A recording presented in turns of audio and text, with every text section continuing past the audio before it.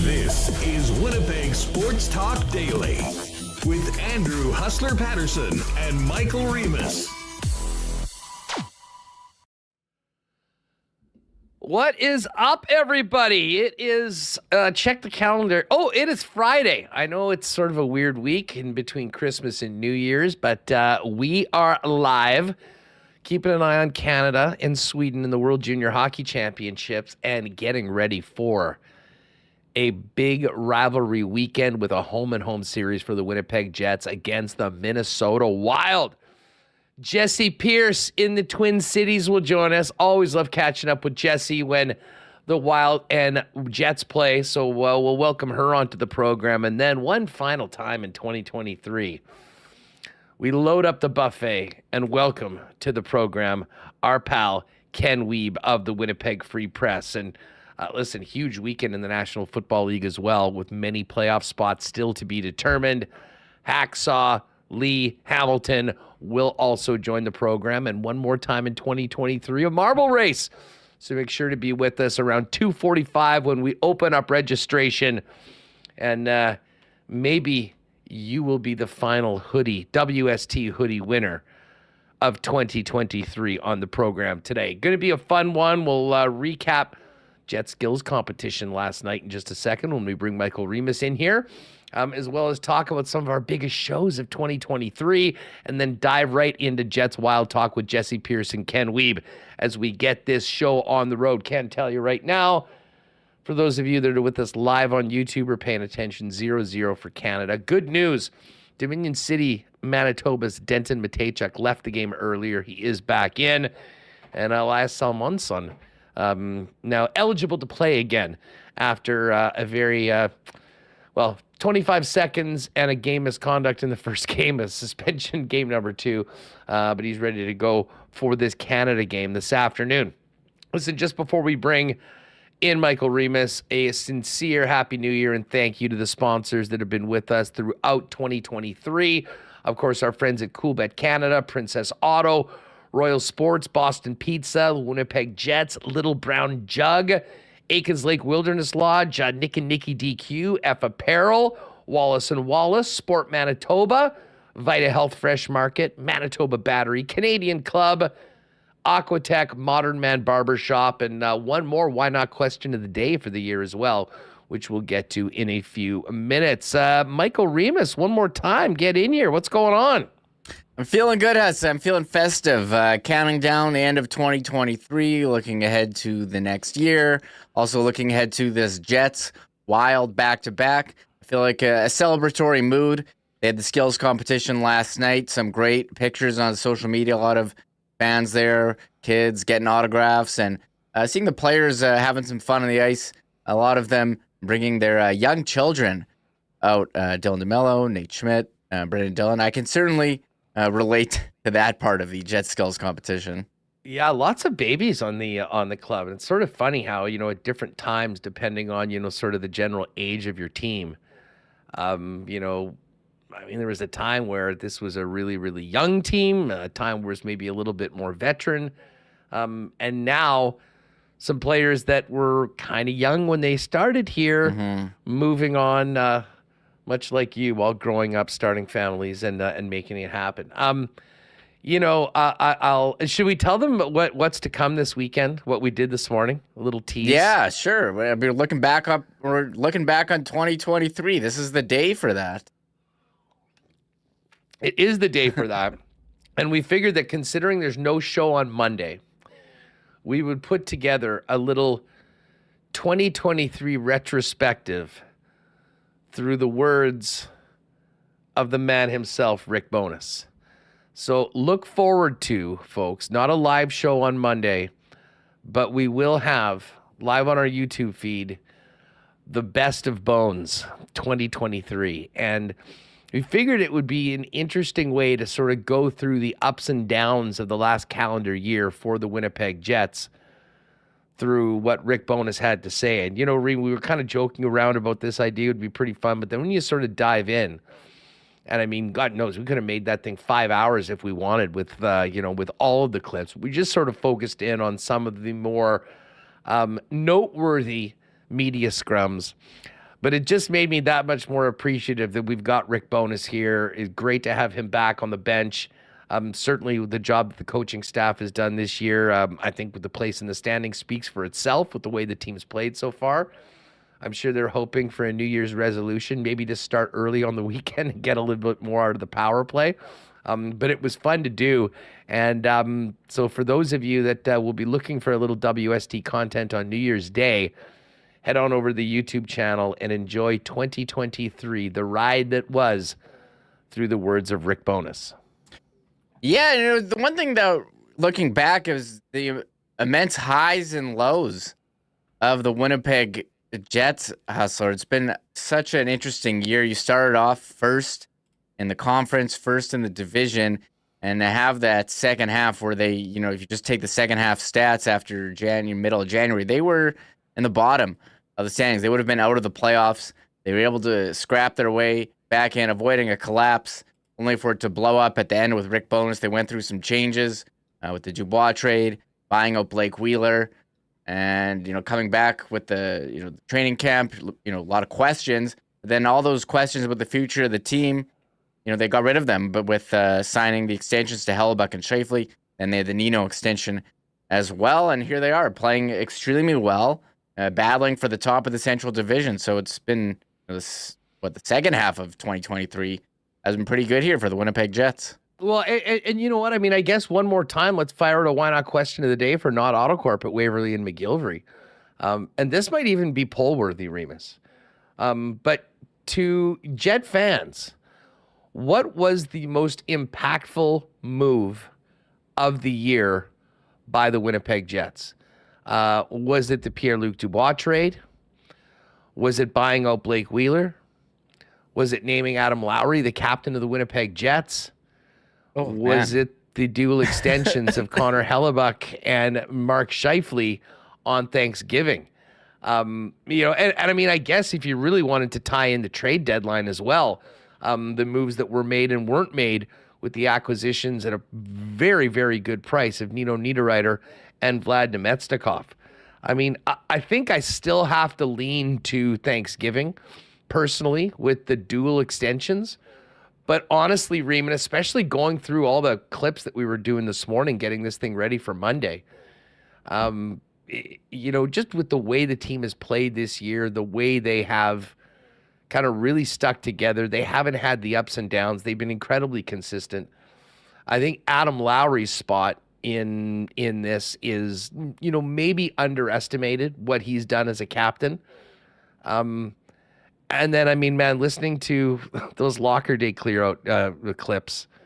And again, this isn't to kind of beat a dead horse, but I do think that the buyout of Blake Wheeler, for the identity of the team and where they are right now, I'm not sure you can understate that. And I've said it before. I mean, the Winnipeg Jets don't usually go around throwing money to players that have been very, very productive players for them to move on, but they did. And again, not to throw dirt on a guy that's not here anymore, because Blake did a ton of great things for the Winnipeg Jets while he was here. But I think it's with the way this team is playing right now, with the way they are together, it was definitely time for that divorce to happen. Adam Lowry has picked up the captaincy and ran with it. But there's plenty of options for folks as far as, what was the single most impactful move or / moves, if you want to include the Hellebuyck and Scheifele signings together.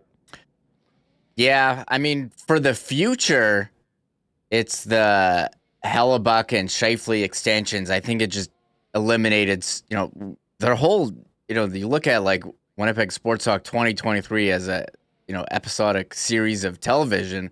The whole storyline is, well, what's going to happen to this team? What are we going to talk about? And what if they're good? Are they going to trade these guys? And now they are good, and they don't have to worry about trading them and losing them for nothing because they sign these extensions and you're going to have them. And I think so many questions limit. Well, if you trade Scheifele, who's number one center? Who's going to be the goalie? Because they didn't have, internal replacements ready. So we put out the poll. I did Scheifele, Helly extensions, Dubois trade, and I just put it as one thing, the Wheeler buyout, Lowry captain. That's kind of one move. It's very even right now. I'm going to vote for the extensions because it eliminated a lot of questions, but I think the Dubois trade clearly having a very impact right now, and you see the way Gabe Vilardi's playing. Yeah, Mary Jane and Cosmic Tales, as well as Get Her Done, saying actually it was all of the above. And I mean, yes, in a vacuum, each individual move was big, but I mean, it was all part of a bigger bet. And listen, this is something I've kind of brought up on the show for the past couple of weeks as we kind of finish up the year. And I thought Mike McIntyre did a great job of running through it all. Our focus is going to be on Bones and, his words on Monday. But this in a lot of years has sort of been the year of Chevy Ream. And I guess it's easy to say that when, the team is flirting for first place heading into this weekend in the new year. But, I mean, all you need to do is go back to some of our episodes and just check out the chat in February and in March as the team was struggling. And in and around the trade deadline, it still is nuts to me how aggressive people wanted the Jets to be, despite the way that they were playing. With that deadline deal. I mean, I think my personal opinion was that this team had told us that they weren't a true contender and it wasn't worth sacrificing big parts of the future to go grab a big fish that might just be there for a playoff run. But they did make two big moves that maybe didn't seem as big at the time. Certainly less so David Nemetsnikov. I think everyone was excited to see what Nino Niederreiter could do. But the fact that both of those guys have been re-signed are a big part of the team right now. You move on into the offseason, the Dubois trade, which I think by every measure has been a home run for the Winnipeg Jets. And then move into those dual extensions that I caught everybody by surprise. I mean, I think there was some speculation that there might have been one done, but to have both of those players signed for the same amount, the same term, on the same day, not only was a message to the fan base that that they were walking the walk that they were talking. They believed that this was a championship team or like a caliber team, the team that could compete for a championship. A lot of people had been saying blow it up. That was not something that they'd considered. And you put all of those moves together, in addition to buying out Blake Wheeler, and I mean, while the record is kind of similar to where it was last year at this time, which is good, I think the foundation's been built of a team that, will not wilt the way the team did last season. And that's part of the reason why I think people are so fired up going into this weekend and into the new year. Yeah, well, they're a deeper team than last year. They didn't have Alex Iafallo last year, who's played on pretty much every line. And same with Nemestikov. It's funny how these guys have played on literally like every line. Nemestikov played up and down the lineup. Niederreiter, those three guys aren't there, and they're playing a huge role and a huge reason why they're so good at 5-on-5. And last year, maybe there was a bit of smoke and mirrors, relying a bit too much on Connor Hellebuyck, but they weathered the storm without Gabe Vilardi. He's came back and made a huge impact, and Kyle Connor, he's going to be out for a bit longer, but that top line has certainly picked up the slack, and we can't wait to see what happens here in 2024 as we head toward the second half of the season, the playoffs. And yeah, huge year for the Winnipeg Jets, addressing what we talked about, scoring, addressing that in terms of adding depth. They got rid of Pierre-Luc Dubois, was a distraction. Don't have to worry about that, and you don't have the unanswered questions of the future of the team now with Scheifele and Hellebuyck. So I think there's still a couple moves left that Cheveldayoff has to do to solidify the team heading into the playoffs, but they're in a really good spot here as they battle with Dallas and Colorado for top place in the Central.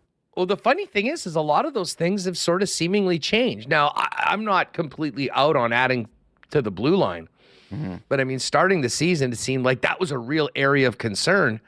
It hasn't been this year, and I think everyone has had a part in it. Certainly the way the forwards have played, their commitment to a 200-foot game, led by Mark Scheifele.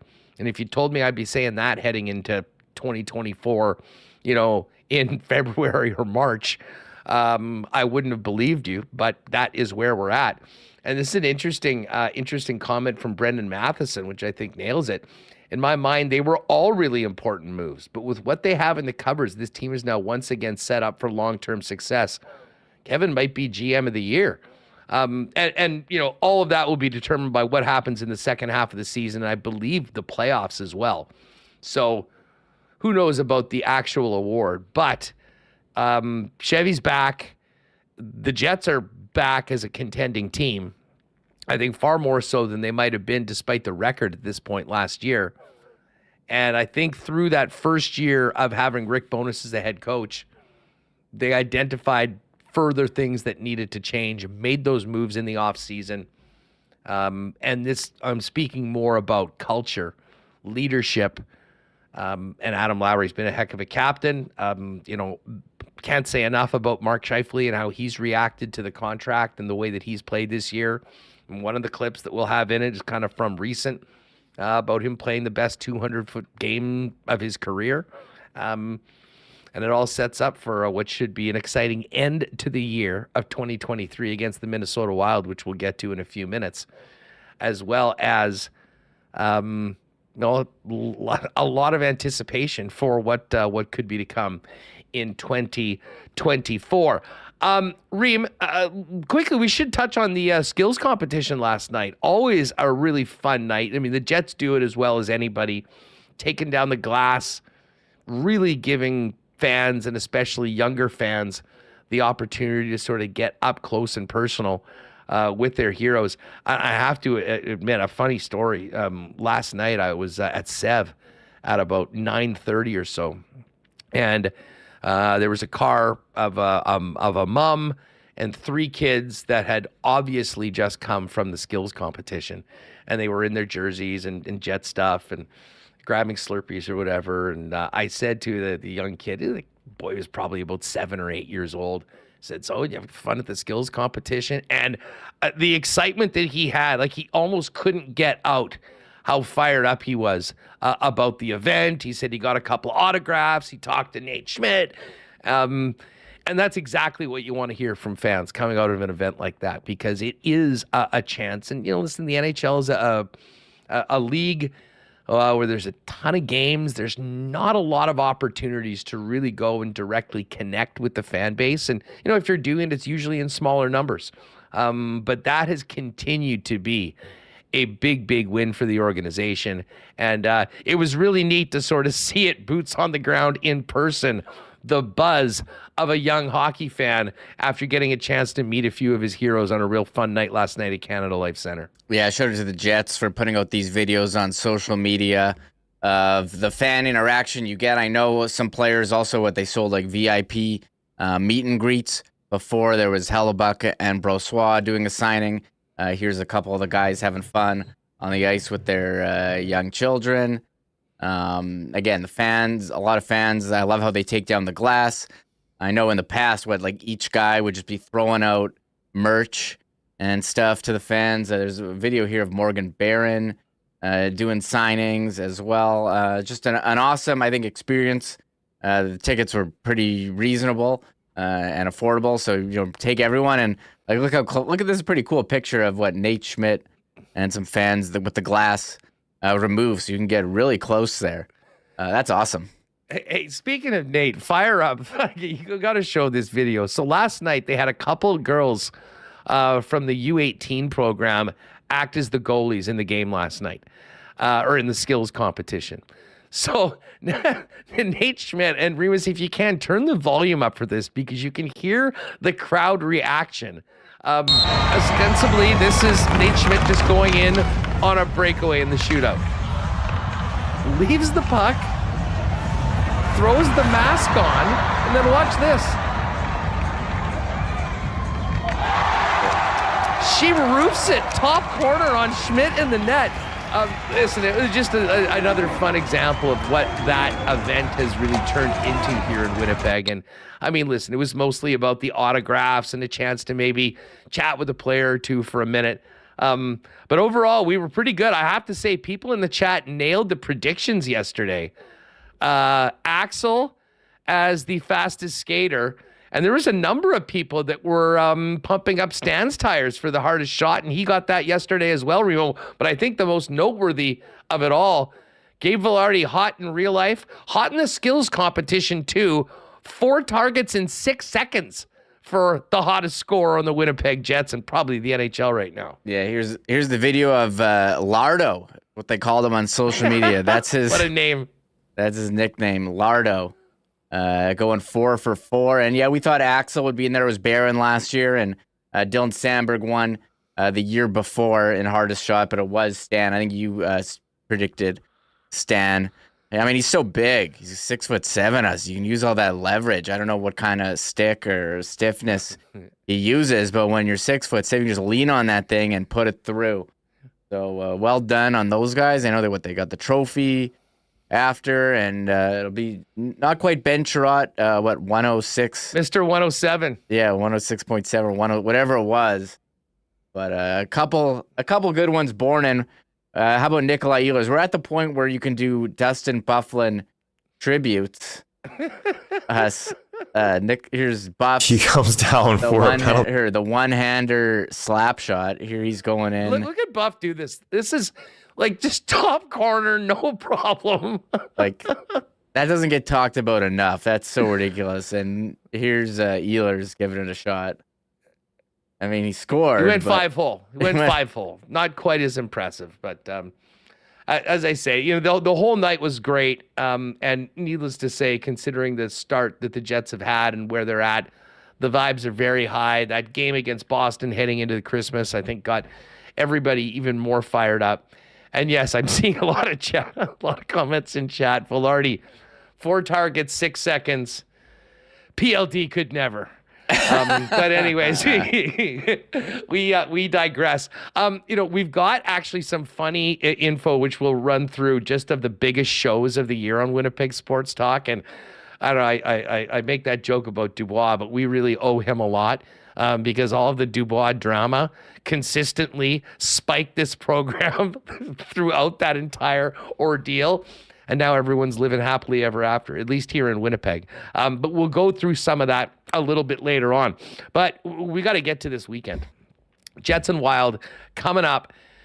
New Year's Eve in Minnesota, but first up, it's tomorrow, 1 p.m. right here in Winnipeg. And Jessi Pierce is going to join us in just a second. Before we do that, hey, New Year's Eve is here. If you are making a trip down to your local Manitoba liquor marts, make sure to check out the sales on all of the Canadian club favorites right now heading into the new year.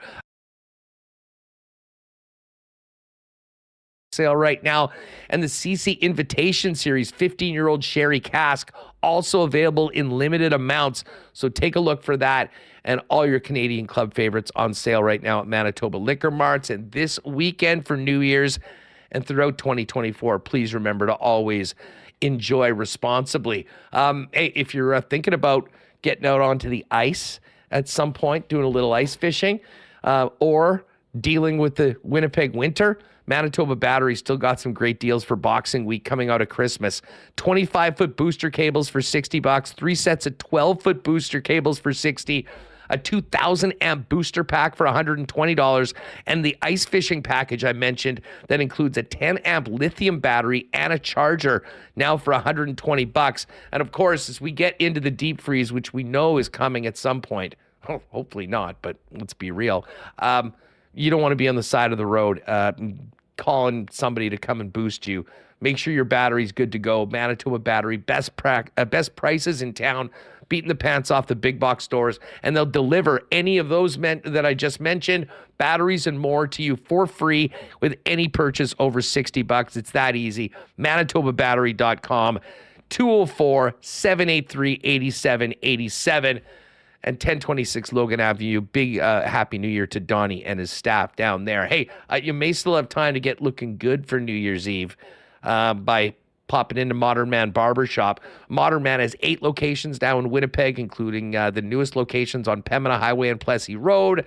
We've got you covered, guys, with haircuts, beard shaping, shaves, color services, and more. Find out about availability, book your look, go online, modernmanbarber.com. Give them a follow on Instagram at Modern Man Barbershops as well. And hey, just before we bring in Jessi, if you are thinking about maybe a big project that'll help you and your family for years to come, think about whole home renovations now with Aquatech. Of course, you know they've got the sauna, the indoor sauna if you need. They've got spas. But they've got thousands of renovations as their foundation and can upgrade any space in your home. If you're ready to enhance your kitchen, bathroom, or even add a man cave to your home, visit aqua-tech.ca to learn more about their whole home renovations, including financing options. All right. Will it be season's beatings over the course of these next couple days? 2 rivals getting at it for the first time this season. We've been waiting for this one for a while, not only to see the Jets and Wild, because we always love talking to the bar down Butte herself, Jessi Pierce, when she joins us on Winnipeg Sports Talk ahead of big Jets Wilds games. What's up? How was your holiday? It was good. It was good. How about you? You know, it was awesome. I mean, we got a few days away from the show, which was nice. I loved having NFL football on throughout the holidays, kept me busy as well.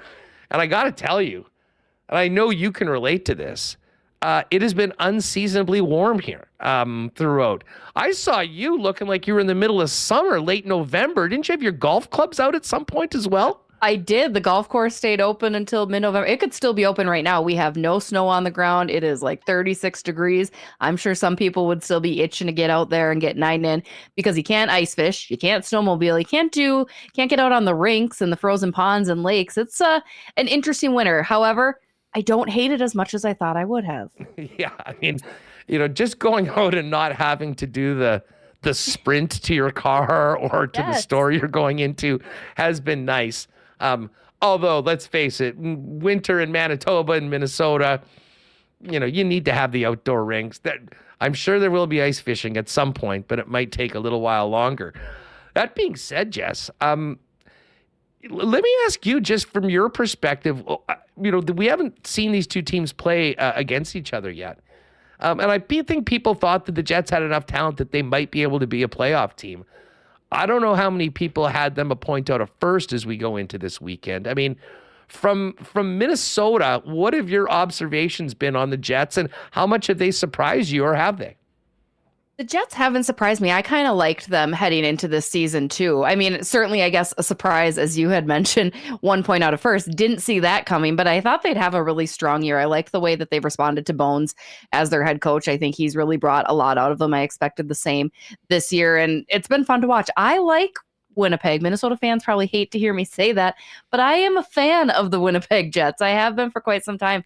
They're a fun team to watch, and this series, this rivalry that has been created between the Jets and Wild is one of my absolute favorite. I love when the Jets fans come here, love when the Wild fans go there. I mean, it's teeing up to be a nice weekend, a good conclusion to the end of 2023 with Dukes down against the Jets. It's going to be a tight one, I think. No doubt about it. And just a weird schedule with these back-to-back 1 o'clock games. And listen, we know the NFL kind of flexes their muscle at times, but it's pretty clear that, you know, this game here in Winnipeg is at 1 o'clock because they need to turn it around in 24 hours to do it in the Twin Cities, because the Vikes and the Pack are going at it New Year's Eve at 7:20.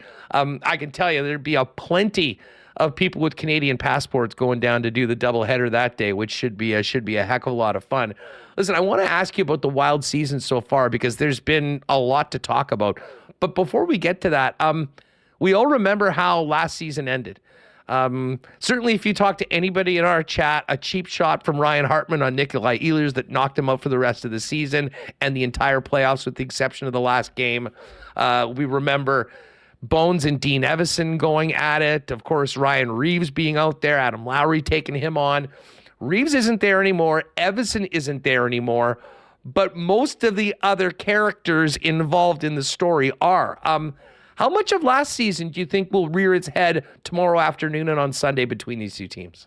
I like how you skirted around that Kirill Kaprizov injury. That was also a result of a Winnipeg game there. Yeah, but that wasn't a cheap shot. That was it awkward. Was not. No, and you're that right. was a little bit unfortunate. And I totally get. I mean, when he was out, and I mean Stanley. It's funny we talk about the characters. I mean, he's a guy that has barely played and barely played last year. And it was sort of, and I sort of get it. And who knows, maybe that was kind of where that came from. If that guy wasn't in it, we're going to try and take a run at one of the other guys. But safe to say, there was a lot of bad blood between these teams. How much is still there? I think it's always going to be there. As I mentioned, I think there's just something about the Winnipeg Jets in Minnesota. I think it's the proximity, obviously lends it to that to itself. But also they're teams that are very similar in a lot of respects as far as where they're always positioned within the Central Division. I mean, Minnesota used to have the same thing with Chicago, but Chicago's kind of fallen off. So this is the new rivalry. You know, I think I like Winnipeg versus Minnesota better than I like Minnesota versus Dallas, which is also a building and a budding rivalry. But yeah, I mean, like I said, I love it. I actually asked Dean Evason about the Rick Bowness fight, and I said, do you think you could take him? And he's like, actually, Rick and I talked a couple months later, and I said, what was that all about, Bones? And he said that Rick told him, well, I was mad because you put your tough guys out there against my tough guys, and you had a tough team, and I just didn't have that, and I was just mad about it. So they've squashed that. But no, I mean, you can always expect a really fun, intense game, even when the score might become lopsided. Hate to bring up that Black Friday sale that they had against the Winnipeg Jets not too long ago. Which one? Yeah, that's true. True. We were I'll be honest. We were looking at the schedule on this on the program. We're like, okay, look at the schedule. Where's everyone at? Remis goes, oh, there's no Black Friday game in Minnesota, thank God, because that has been a. Honestly, if you went back to the previous couple of seasons, maybe the worst game of the year had been that. And it's weird because there's so much Minnesota content on this team. You would have thought that might bring out the best in them. But yes, we're happy that there was no Black Friday game this year, but we had to wait a little longer for these teams to renew the rivalry. Yeah, and you still get the holiday spirit, right? A New Year's Eve game in St. Paul the day before New Year's Eve up in the Peg. I mean, it's going to be fun. I like the idea of a back-to-back. 1 o'clock afternoon starts are always kind of wonky. They're always a little bit different, right? But I think it'll be good. I'm expecting a tight one. Marc-Andre Fleury will be in net on Sunday in St. Paul. Philip Gustafson in net on Saturday. So that's going to be a big tell too. What happens there, we're not sure. But all in all, I'm expecting a very good game. I need a good game just to rev up my New Year's Eve here in St. Paul. Yeah, no doubt. I mean, we all know how with fans that the performance of your team can definitely affect your mindset, if you will, for whatever else you're doing. And that is a big night for a lot of people. Tell us about this season for the Wild, because it's sort of seemed, I mean, we're only 33, 34 games in, but it's really the tale of two halves almost. And a putrid start. I don't think there's any other way to say it that cost Dean Evason his job. But it certainly seems like this team has responded to their new head coach and have earned their way back into the mix in the Central Division in that wild card race. Yeah, it was a tough start for the Minnesota Wild. I think everybody knew that they were going to be, probably below where they fell last year, even with a lot of the same guys on the team. It just felt different, and they were not able to pull themselves out. And Dean Evason lost his job as a result. But I think that was the turning point. I think all the players held accountability for themselves, saying, hey, we know it really was us that should have been on the line of firing, but you can't fire 23 players, whether you want to or not. So Dean Evason had to go. But I think that made the players really look in the mirror and say, hey, we need to do something different. And John Hynes was that different. Sometimes it's just getting the messaging from a new voice. John Hynes really hasn't changed a whole lot, which I'm sure is incredibly frustrating for Dean Evason. He's just getting the most out of the players that were underperforming. Kirill Kaprizov, Matt Boldy. Those guys have really stepped up and found themselves. Marcus Johansson is finally on the up and up, which is something Dean wasn't getting. He wasn't getting his stars standing out like they were supposed to. So that's what led to a lot of the struggles. Plus you had goalie struggles, you had defensive problems. I mean, all in all, Minnesota was just way below where they were. The other thing John Hynes has really done is he's tweaked the lines a little bit. Dean has been notorious for being married to his lines, which sometimes really worked, but you never got to shuffle it up. Whereas John Hynes will make the change if there was a bad performance or a bad shift. And I think that's really helped as well. But all in all, the team's got their confidence back. They've won 7 straight at home. They're 11-3 under John Hines. I mean, everybody's just kind of rocking and rolling. And they're doing this without Jared Spurgeon and Jonas Brodin on the blue line. I'm sure we'll get into that, and Matt Zuccarello as well. So it's been really good to showcase the depth of Minnesota. Probably best for Minnesota to be performing like this as they finally get into some division games. They've been playing a lot of the Eastern teams. So it's a good time for Minnesota to be rolling as these points are going to be crucial coming up here. Well, 11-3 under John Hines. And I mean, the record speaks for itself. And the crazy thing is they needed to play at that clip just to get back into the mix because of how poor their start was. Goaltending was a big part of it. I mean, it seems like the guys are mixing in a few more saves, which certainly helps a head coach. I mean, the numbers still aren't great, but how much better is the goaltending right now? And you know, we knew that this was going to be sort of a 1A, 1B situation. Gustafsson had that brilliant year last year, did not have a great start. Have either guy sort of established himself as more or less the number one right now? How is that working? Yeah, I think Gus has come in and established himself as the number one now. He's playing better. And that was kind of the plan from the get-go. Marc-Andre Fleury agreed to another year here knowing he would be the backup. I mean, anybody who knows Marc-Andre Fleury, he's a guy that doesn't matter what happens. He just wants to help his team win. And if that's the case, he's willing to take on that secondary role. However, Fleury had to step in more often times because Gustafsson wasn't pulling his weight. He wasn't fulfilling the workload, which was kind of the knock on Gus coming in. He signed his 3-year extension last year in the offseason, and everybody wondered, can he handle the workload of a starter? Because he hasn't had to do that before. When he was with Ottawa, he didn't have to do that. He was splitting time with Fleury last year. So this year, that really was going to have to be on him. And he stepped it up. Again, under Hines, that's changed dramatically. I still don't know why or how. I think they're getting a little bit better of defensive coverage, which I think is also a part of it. But I think Gus is just finally feeling more comfortable within himself and within this role to really say, yes, I am the number one goaltender here in Minnesota and take that on full-fledged.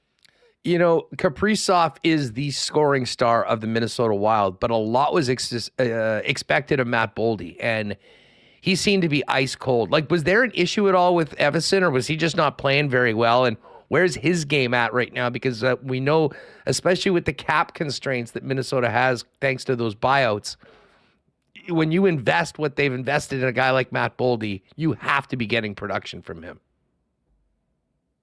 Yeah, incredibly frustrating. I mean, Matt Boldy signs a 7-year, $7 million per year contract last year. So you knew what kind of role he was going to be expected to play for the Minnesota Wild this season and for the future to come. But he just was not only was the production not there, he didn't have the stick handling skills that he usually showcases. He wasn't able to maneuver around like he did. Dean Evason had tried his line changes a little bit with that. But I think what really made the difference is John Hines put Matt Boldy with Joel Eriksson Ek and Kirill Kaprizov. Now, obviously, being with Kirill Kaprizov, it's going to lend itself to being a higher production. But I think Matt Boldy realized that he needed to add in a little bit more of a physical presence. And Joel Eriksson Ek has always done that. So I think that kind of rubbed off on Boldy, which helped him get into that net front area and really kind of work his way into the gritty areas as well. Matt Boldy's a big dude. He's got some size to him. So, I mean, for him to add that element to his game a little bit more, I think has helped him get those goals. And then he also got back to, again, just getting that swag on. Once you start scoring, it just feels a little bit better. You're not gripping your stick nearly as tight. We're seeing the stick handling and the playmaking from Boldy that we had become accustomed to the past 2 seasons. So it's great. It took a little too long, I think most people would say, and Matt Boldy would agree with that. But it's nice to finally see number 12 get his swagger back. You know, the other thing when you're in a situation like the Wild are cap-wise, you need to have more young players, guys on ELCs come in and step up, and they've had a couple. Tell us about Marco Rossi and how he has sort of established himself as a full-time NHLer and player. And the other guy I have to ask you about that I'm not sure a lot of people outside of the market really have heard much about is Brock Faber, who has frankly been like a revelation on this Minnesota blue line. Yeah, I mean, both players, tremendous seasons. Even during the part of the season where Minnesota struggled, those two guys, night in and night out, were the best players on the ice, respectively, in their zones. Marco Rossi, we'll start with him. He was a former first-round pick that everybody kind of labeled as a potential bust. He just wasn't getting the opportunity. He had stints playing in the NHL, but then he'd ultimately get sent back to the American League. And general manager Bill Guerin kept reminding everybody that there's got to be patience. Marco Rossi had struggled with post-COVID illnesses as well, which obviously hindered some of his performance, and he was unable to get back to full speed. But last year, Bill Guerin had a very long meeting with Marco Rossi and said, hey, I think you should really stay here in Minnesota in the offseason and train and get to know some of our staff a little bit better and have the organization really take responsibility for his offseason. And I think that was huge. He added 15 pounds onto his body weight, and he's playing with a much more physical presence as well. As Bill Guerin had told him, I want you to play with an FU attitude. And Marco Rossi has done just that. I mean, he has been absolutely tremendous. He is that first round guy that everybody had expected and wanted to see. He's put himself in, we all know who's going to win the Calder. I get it, but I think he certainly has put himself a little bit in that conversation because of the impact he has made. It's been tremendous to watch. Couldn't be happier for him, because it was something that a lot of pressure was on him coming into this year if he was going to be their tough center that they need. And he's lived up to that. Brock Faber, good old Minnesota boy. So, of course, everyone is beyond thrilled at the success that he has had. He came in last year after losing the national championship with the University of Minnesota, and he made an immediate impact, which was fantastic. And he went into the playoffs and did really well. So I think everybody kind of here in Minnesota knew that Brock Faber was going to be a good player, and he was going to fill in for Matt Dumba after Minnesota let Dumba walk away in free agency. I don't think anybody knew Brock Faber was going to be nearly as good as he has been. He is playing 30 plus minutes a night with Spurgeon and Brodeen out, getting top power play. I mean, valuable minutes. He's not just eating up minutes. He's playing important ice time, and he's always just doing everything right. I think for a 21-year-old kid to come in and just be the guy each and every night, and he's added an offensive side of his game that has just been outstanding. He's another player that I think you're absolutely right is very underrated, and another guy that should be in the conversation for Calder. I know that's probably a very Minnesota heavy thing, but he's been everything to this Minnesota Wild team this year. Well, I mean, teams like Minnesota and Winnipeg, for that matter, you're maybe not on national television as much. People are paying attention to other teams more, and they're kind of like, oh, wait a second, how the heck are these guys where they're at right now, and who's this guy? It doesn't take very long to watch a Minnesota Wild game to see both of those young men standing out. I think about some of the turmoil of the Wild, with the coach. It's extended to the management as well. Who's Bill Guerin working with right now? There's been, 2 AGMs that have left? Yeah, it's interesting. And of course, we're getting none of that information trickled down to any of us. Chris O'Hearn, who was Bill's right-hand guy, who was on the road trip, very unceremoniously let go during a game day. So not sure what happened there. We're still trying to dig and uncover. Certainly Derek Stepan, former player who is starting in a management role, has been around a lot more, as has Matt Hendrickson. I'm not sure what they're going to do. We haven't heard anything. There's just, again, been a little bit of turmoil, a little bit of drama amongst the organization. But I think the team winning has helped kind of maybe put that back behind the scenes and had people focused on the on-ice product. So Billy G's gotten a little bit lucky there. Well, I imagine Bill's a bit more fun to be around right now with the way the team's played under John Hines. But that move to fire Dean Evason was not an easy one for Bill Guerin.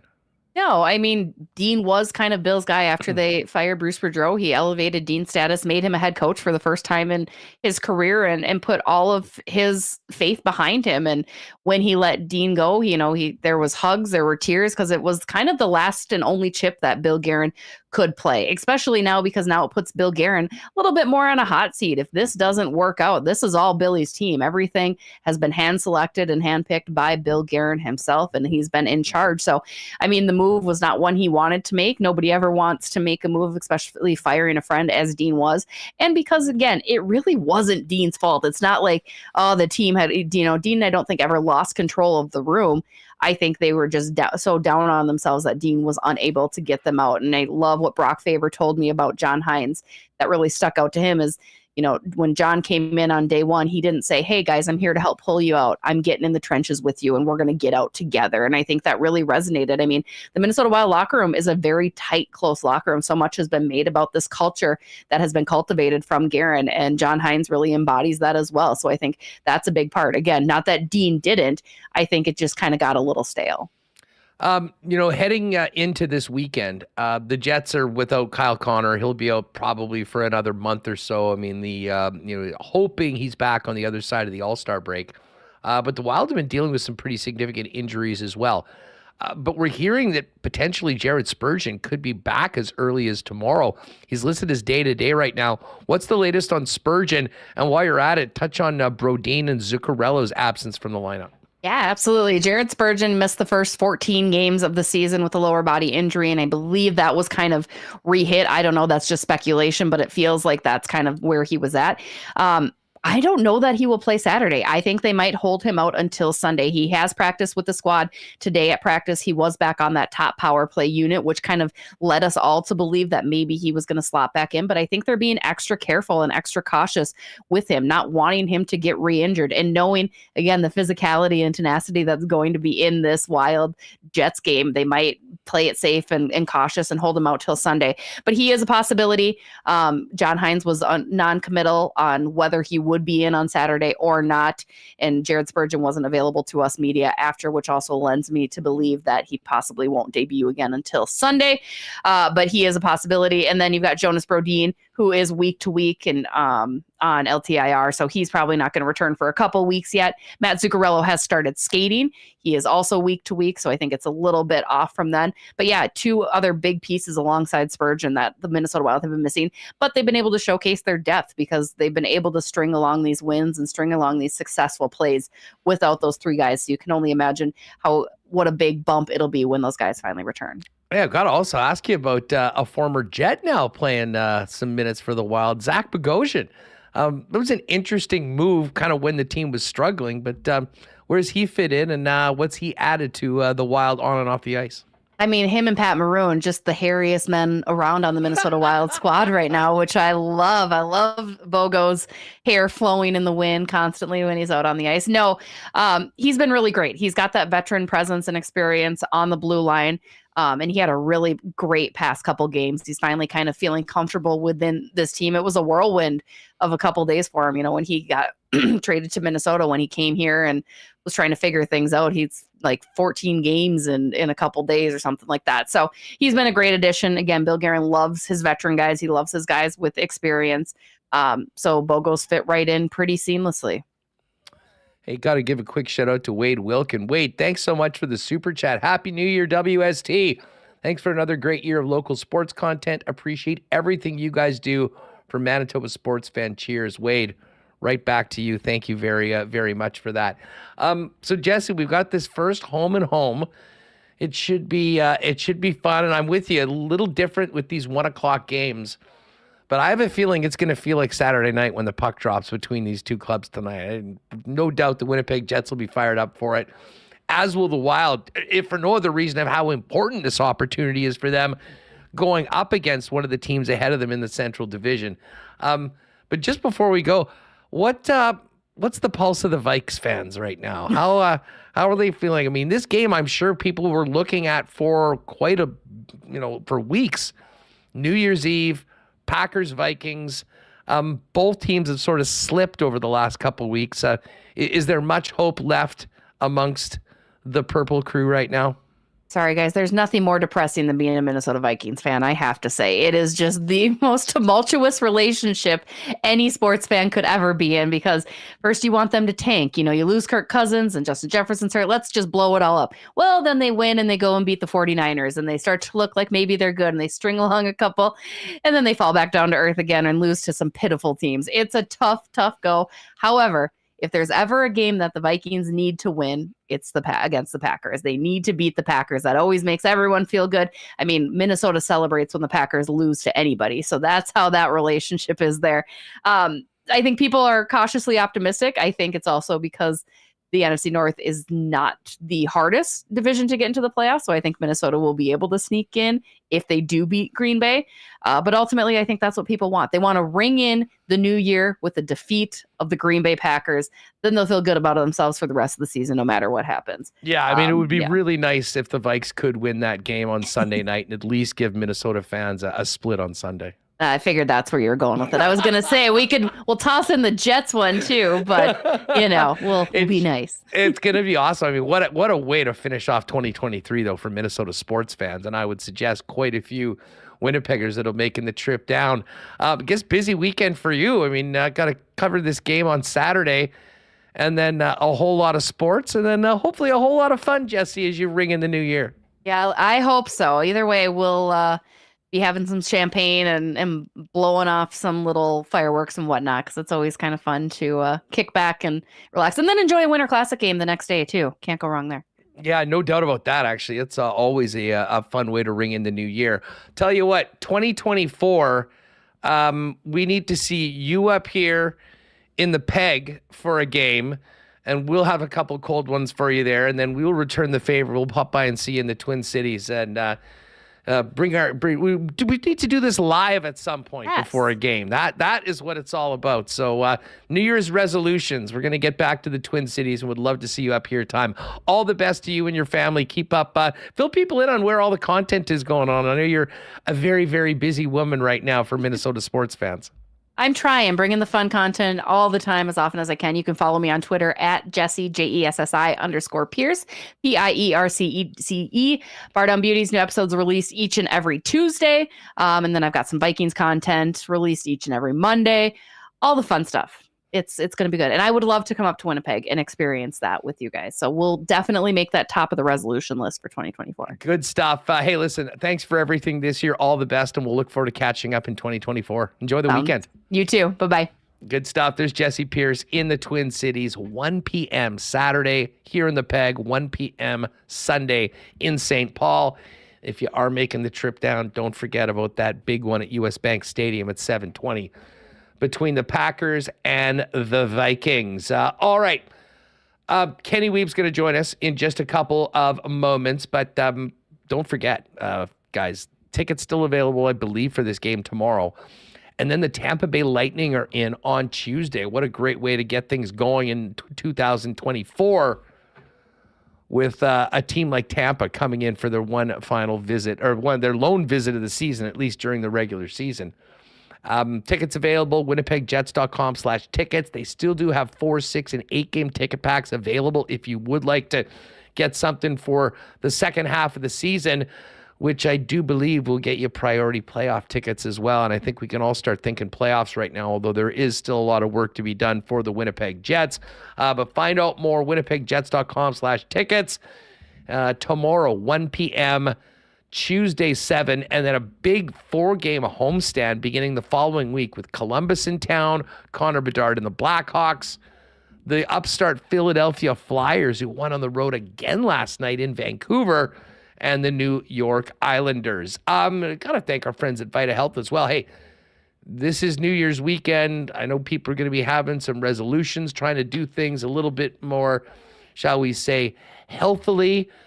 No better place to start than Vita Health, with great prices on natural and organic supplements, beauty products, and groceries, and Winnipeg's largest selection of local products. And for guys that are looking maybe for a few things to help them at max performance, check out Prairie Naturals, Canada's #1 line of men's health supplements, available right now at Vita Health locations, 6 in the city, and online at myvita.ca.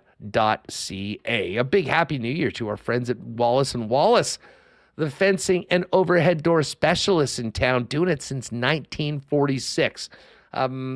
Overhead doors is a real focus of their business right now because winter puts much more stress on a garage door. The bottom line is that door of yours is working a whole lot harder with the stress that the cold weather puts on it. The right time to prevent downtime this winter is now. Call Wallace & Wallace to book your inspection and maintenance service. Call today for residential and commercial overhead door sales and service. There's only one name or two you need to know. That is Wallace & Wallace. Got a great, actually, DM from Brazil, WPG, on Twitter that said they listen to the show all the time. They needed some overhead door work. They called Wallace & Wallace, got a great deal, and it was always great to hear our listeners supporting our sponsors. So shout out to Brazil and our friends at Wallace & Wallace. And guys, there still is time to get ready for 2024 down in F Apparel with the biggest sale of the year, the Boxing Day blowout. 50% off all men's accessories, 20% off customs. And it is, listen, F Apparel already 12 months a year has the best prices on the best looking custom suits, chinos, golf pants, custom shirts, tucked and untucked and more. But now is the time to do it. Through the weekend is the Boxing Week sale. You can find out more online at ephaparel.com. You can make an appointment to come in, or over the next couple days, make a point of getting down to 190 Smith Street downtown and take advantage of the great deals for the F Apparel Boxing Week sale. All right. Actually, I was going to say this is quite festive, but it's not quite a Christmas shirt. It looks like he's ready to go on holidays or something like that. Although the tree is still in the background and the holiday warmth is still here. Ken Wiebe joins us now, one final time in 2023. Wiebe, best of the season to you as well. How was your Christmas? Great to be with you as always, Hustler. Yes, best of the season to you also. Yeah, it was a very Merry Christmas around the Wiebe household for sure. Got down to Altona, saw some family, spent some time around the city as well. Beautiful time of the year.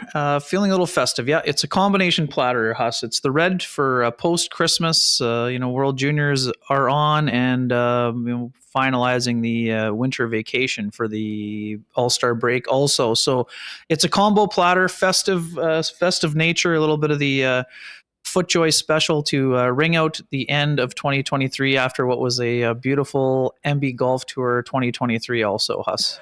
Hey, by the way, keeping it tight. Quick shout out to Running Man. Running Man, thanks so much for the super chat. Happy New Year, Winnipeg Sports Talk. Hope for another great year for WST and the Jets in 2024. Appreciate that, Running Man. Have you been watching this junior game at all over the last little bit? I didn't catch. I was driving home from the rink, so I did not see the goals. Saw the ridiculous save near the end of the first period. Saw part of it, but was doing the transcribing of Rick Bona, so I haven't not seen a lot of the game. So we did see the end of the shootout of the USA-Czechia game, but no, I can't provide a lot of detailed analysis other than I know that the Manitoba contingent has been solid in the tournament so far. I don't know how the game is going tonight, but Denton Matejchuk and Connor Geekie have both been fabulous for Canada in the first couple games here. By the way, did you catch Rucker McGroarty on the hot mic at the I did not. when they were doing the coin toss? No.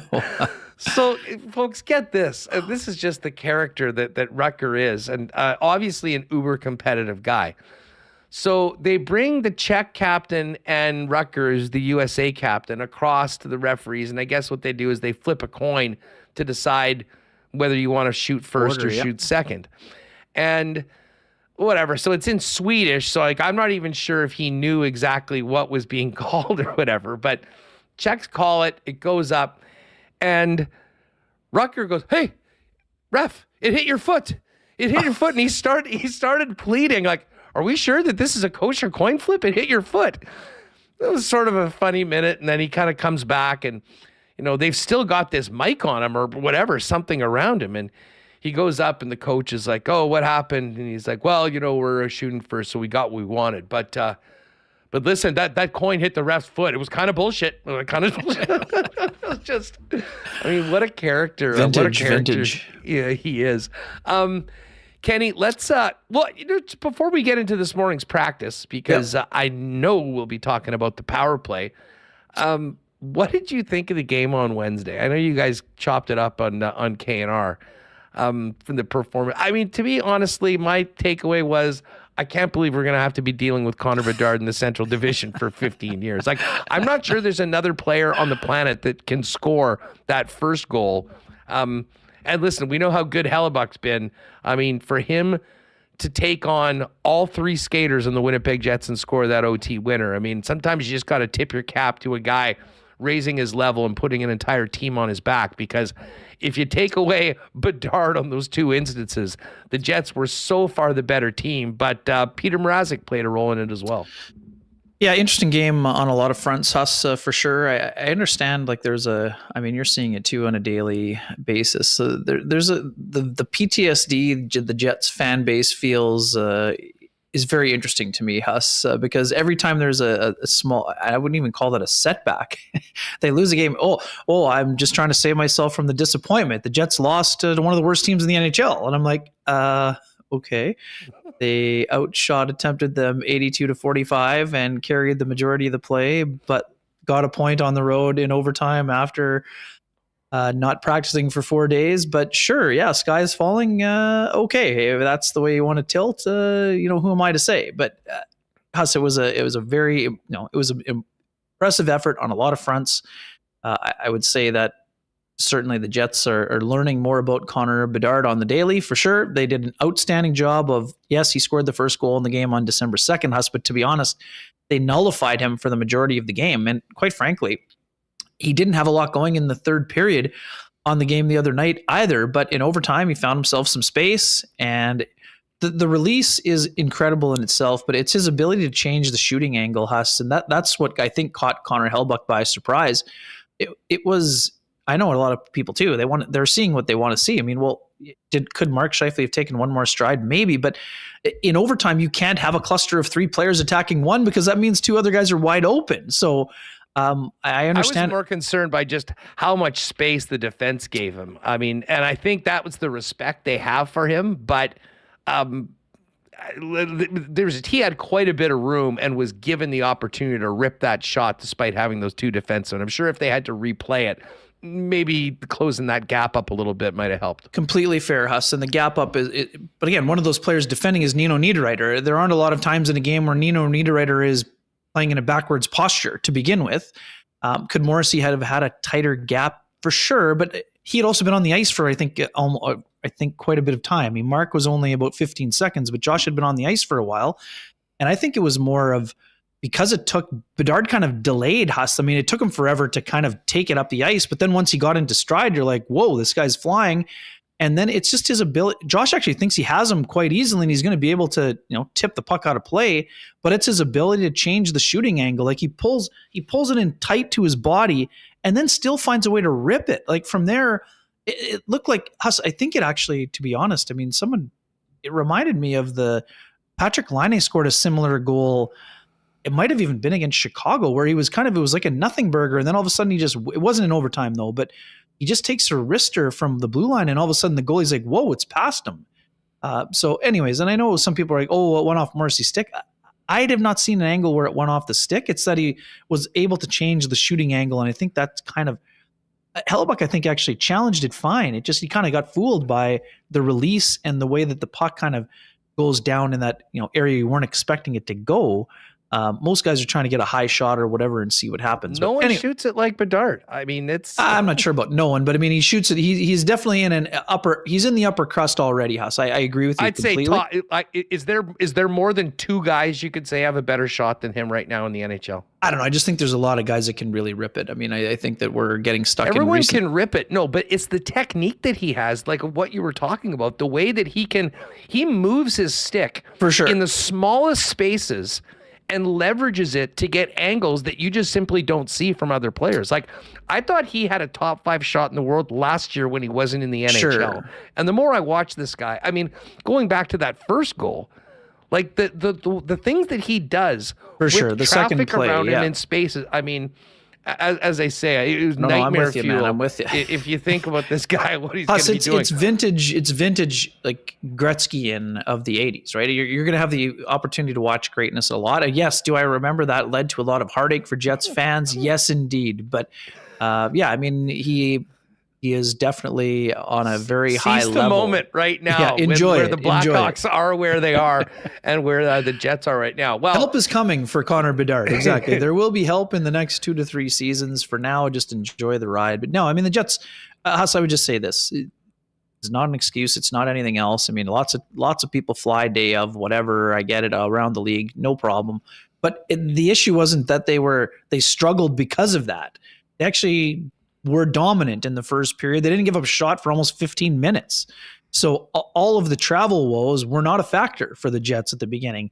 Did they lose a little bit of steam in the third, maybe when they had a chance to put their team opponent away? Yes. But in terms of structure, didn't give up a whole lot. 3-on-3 is a chaotic, different kind of feel. There were chances at both ends. Again, Jets' inability to score with the man advantage is part of what hurt them in that game. But in terms of structure, they didn't give up almost anything until a 2-on-0 in the waning seconds that was broken up by a classic hook of the stick by Nino Niederreiter and a sweet lumberjack bait. Like Brendan Dillon was getting ready for the Winter Classic coming up in one of his favorite cities with this. And again, it wasn't a swing to attack someone. It was a stick. It was a swing to get at the stick to prevent what looked to be a backdoor tap in that would have. I mean, imagine the fan base hustling the post-game shows if that puck had gone in regulation time, right? I mean, how do you give up a 2-0 in the last 30 seconds? I mean, it would have been just unbelievable. But no, I mean, the Jets are in a good spot here. 8-1-2 in the month, Huss. I mean, if I had told any Jets fan that the Jets would go 8-1-2 in the month of December based on the schedule, they would have taken that to the bank and happily cashed. Yeah, well, I mean, the one thing we'll say sometimes is not how you start, it's how you finish. And this is a huge weekend coming up against the Minnesota Wild. Listen, I know what the Winnipeg Jets' New Year's resolution is going to be. Be better on the power play, and it sounds like today at practice they were trying to get ahead of that on the new year. You were down there. Fill us in on what went down today and what they were working on, and just your thoughts on how this power play can improve, and does it need a reboot, if you will? Yeah, I mean, Huss, it's you know a team is struggling on the power play when you go to the non-traditional 5-on-0 variety penalty or power play, which is what they were doing basically when practice was starting. Like, you normally are going against penalty killers because that's what you're going against in a game. When you are going back for the reboot or back to basics, as we talk about here, and there's no penalty. I mean, again, in junior, I remember Huss, and I mean, your bro would remember this also. In junior, you would have the penalty killers flip the sticks over upside down so that you just play with the end instead of the blades when a power play was struggling. The fact that they went to the 5-on-0 power play, that's all you need to know in terms of how they're feeling with the puck on their stick. What we did see today, Huss, there were not any personnel changes to either unit, but they were working the puck on the right wing half wall a little bit more through Nikolai Ehlers rather than the left wing wall where Mark Scheifele likes to have the puck on his stick. That also opens up Mark Scheifele for to become a little bit more of a shooting option, which is what we've been discussing here for quite some time. And, look for something like that to maybe one of the wrinkles that you see, in the game tomorrow. Velarde's still net front, Iafallo in the bumper. They just need to get taken on a little bit more of a shooter's mentality. But, Scheifele did a couple good motion types of scenarios where that ended up with a Scheifele shot, which we know he's got a lethal shot and he needs to get it away a little bit more often, especially on the power play. Second unit, same sort of thing we've been seeing, getting to the net, lots of pucks, moving quickly, shot, attack, rebound, retrieval, all of those things. So I don't think they're going to have obviously it's just one game coming out of the break. I mean, if things don't go well on a back-to-back, and then could you see some other structural or personnel changes? Yes. But for right now, it looks like the plan was to keep the units with Iafallo and Velarde on that unit, and then Ehlers and Scheifele with Morrissey. So we'll see. As pointed out by a couple of the other colleagues here, the Wild penalty kill, not exactly, it's been struggling. So could there be opportunity there? For sure. But at the same time, Wild are coming in, one of the hottest teams in the NHL right now. They're playing much better under John Hynes. It's another one of those classics where what happens in a scenario where there's a coaching change? Oh, why the hell would they hire another recycled head coach? And then all of a sudden the Wild have played their best hockey of the year and people are saying it's a great hire, right? Like it's a classic scenario.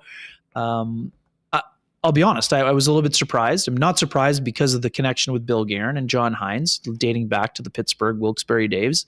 But I thought that John Hynes is known as more of a defensive coach. So the Wild weren't struggling to defend. They were kind of struggling to score. And all of a sudden their offense is going on wildfire right now, Huss. So, I mean, this is very simple. They needed to get Kaprizov going. He's going. So to me, again, I want to see them in person. It's very odd, Huss, for us to be at the end of December And having not seen the Wild in person yet, we're used to either a Thanksgiving game or something in October where these teams kind of renew hostilities. Instead, I didn't watch them a lot in the beginning of the year when they were struggling. And I haven't seen a ton of them now when they've been great, but I'm looking forward to seeing this weekend because this is quite frankly it's a massive series for the Wild, and it's an important one for the Jets, Huss, because a split does nothing in the standings. But if one of these two teams can sweep, you're either breathing down the other team's neck if you're the Wild, or if you're the Jets, you can expand. I think it's to about 12 points, right? I mean, that's a huge difference right now. Jets are at 44, Wild are at 36. Right. They played even amount of games. Yeah. So, I mean, big the weekend. Jets, 11 games above 500. Wild are 3 games above 500. And they're 11-3 under John Hines, which just tells you how bleak it was early on. Oh. We had Jessi Pierce on before. And the one guy I really wanted to talk to her that's getting, a lot more attention. And frankly, from the Wild games that I've watched, I've made a point just because I've been hearing about this guy, Brock Faber. He came from Minnesota and did play in the playoffs last year. I mean, he is now a workhorse on that blue line. And, Marco Rossi's having a strong performance. And that's a team that absolutely has to have guys on ELCs contribute because of the cap hell that they're currently in for the next couple seasons coming out of the Suter and Parise buyouts. Yeah, no doubt. And Faber is one of those great young up-and-coming defensemen, that's been a minute muncher, Huss, like north of 25 routinely and north of 30 several times. So you want to see what he has brought to the back end there. And, obviously there's going to be a fun underlying story that I'm going to write about in Dump and Chase today in the Winnipeg Free Press. Like Marc-Andre Fleury, Huss, on the verge of, historical films territory here. Like, one more win, he ties Patrick Waugh. Like we're talking about exclusive company. The only other guy ahead of him is Brodeur, right? I mean, this is an impressive stretch.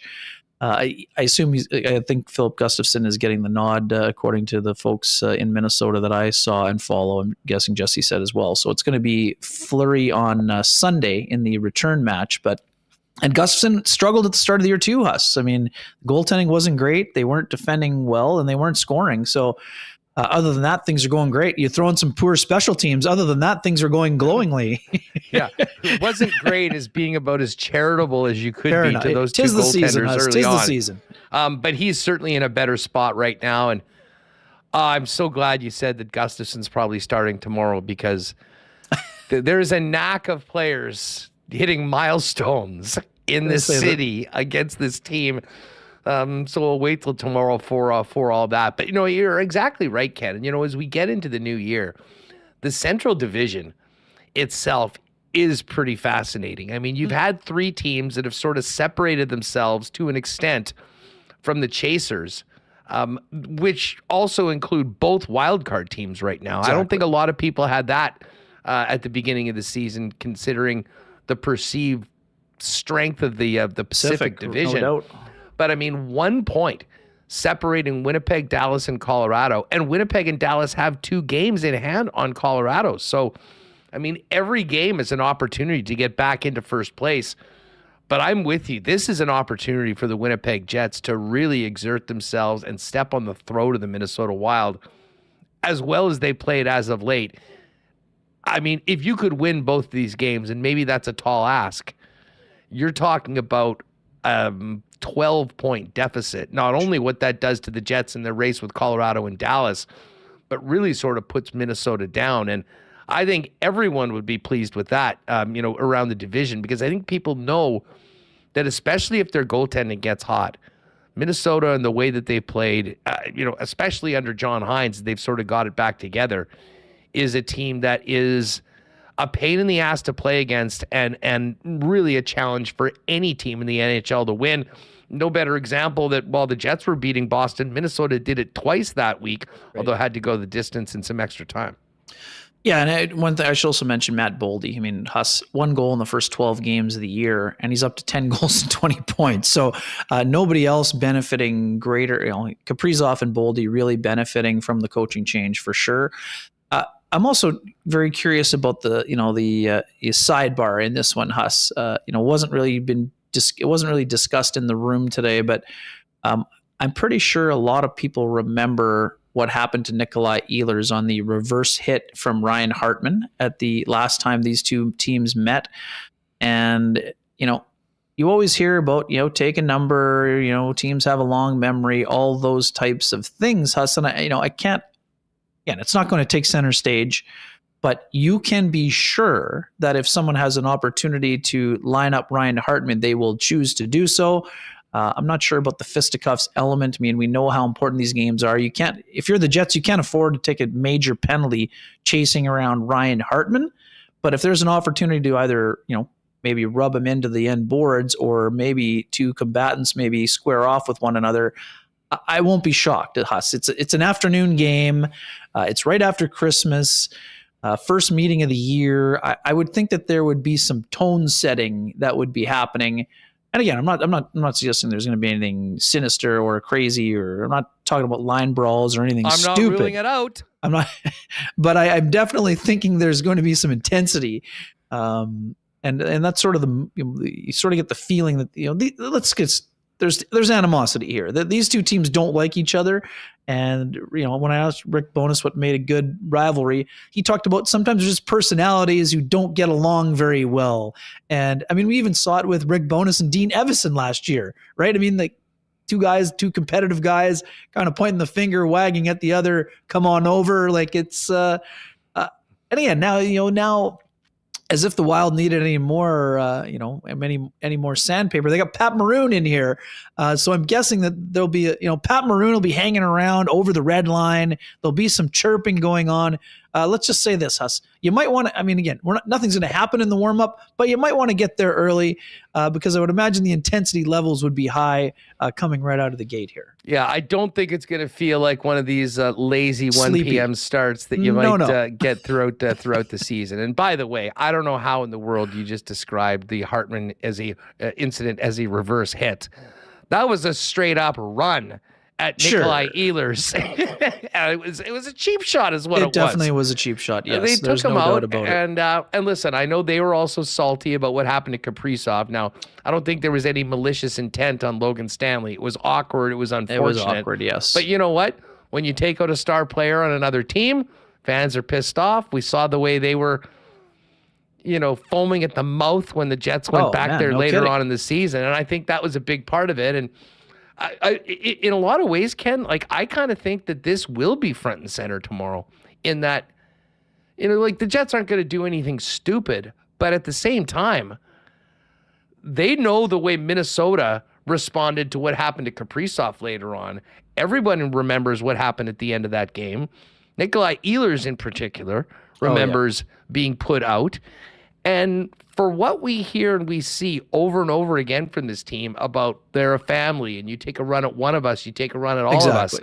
Most of the characters, minus the guys from the Kings, are members of this team that were there last night. And I don't think that's lost on any of them. And when your coach gets into it with Dean Evison, albeit it's too bad Dean isn't there. That would have added a little intensity bit more would have been even this. higher. Exactly. Well, but I would be surprised if it doesn't get a little rougher than maybe some of the normal games have been, with the Winnipeg Jets, who kind of put their head down, do their thing, score goals, and try and win. This is going to be this will be a game where I think we'll all remember what happened last year, because I don't think it has been forgotten, to your point, by anybody in that Jet dressing room, and probably most of the guys in the Wild. Oh, and now they don't have Ryan Reeves anymore to go and throw it with 30 seconds left in the game. True, but I would say that there'll be a most of your listeners will get the reference. There'll be a little putting on the foil if you're down with what I'm talking about here, and if you're taking the 0.5 on the Coolbet lines for Adam Lowry and Marcus Foligno, I would suggest taking the over on that one. It should be fun. We expect there to be, we're not expecting violence, but we are expecting intensity, and we are expecting these two teams to go at one another like a natural rival would. That's just part of the way it goes in these type of rivalry games. Brendan Dillon probably will be ready to go, but sometimes let's not kid ourselves. Ryan Hartman, he might be a popular teammate, not a popular opponent for anyone in the NHL. So anytime someone has a chance to maybe get a lick on Ryan Hartman, and I don't mean a literal lick, they'll be looking to knock him into the boards if they can. So I think it'll be a fun game. There's no doubt about it. I think that Nikolai Ehlers is going to, we know he's been willing to throw down in the past. I think he's going to be looking to make an impact on the scoreboard when it comes to his retribution here. But there'll be lots of people that would be, willing to, step up for a teammate. As you said, the whole, you come at one of us, you come at all of us. I would expect that to, there's probably no better example than we've seen in the first 33 games than we will see in game 34 and 35. Any chance that Stan gets into the lineup tomorrow? I mean, listen, Nate Schmidt has been playing very well as of late. The numbers speak for themselves. I mean, the entire blue line, if it was any other opponent, I wouldn't even think of the possibility. But did Bones give any inkling as to what the lineup will look like today at practice? Well, I mean, Nate Schmidt is still on the second power play, Huss. So, I mean, the only option would be if Logan Stanley comes in as an 11-7 type of scenario. And with a back-to-back, I wouldn't expect it. Mm-hmm. But, I mean, that safety valve would be available to them with David Gustafsson not being ready to play. He won't play in either game this weekend for anyone who missed the Rick Bonus update. I mean, but now you're penalizing Dominic Toninato and you're penalizing Axel Jonsson-Fjällby, two guys that have been really rolling. And I really think that in a game like this against the Wild, where they're looking at structure and the way the team is played defensively and they want to look the same, I don't see that being at the top of the priority list. I think it's more important for them to keep their 4-line game intact. Huss, now, if something crazy happens on Saturday and you think you may have to go to Logan Stanley on Sunday, fine. But I don't expect him to be on the lineup just based on how the special teams unit was run today. And again, also Nate Schmidt has been playing very well. He doesn't deserve to come out. I wouldn't expect that to happen on the back end.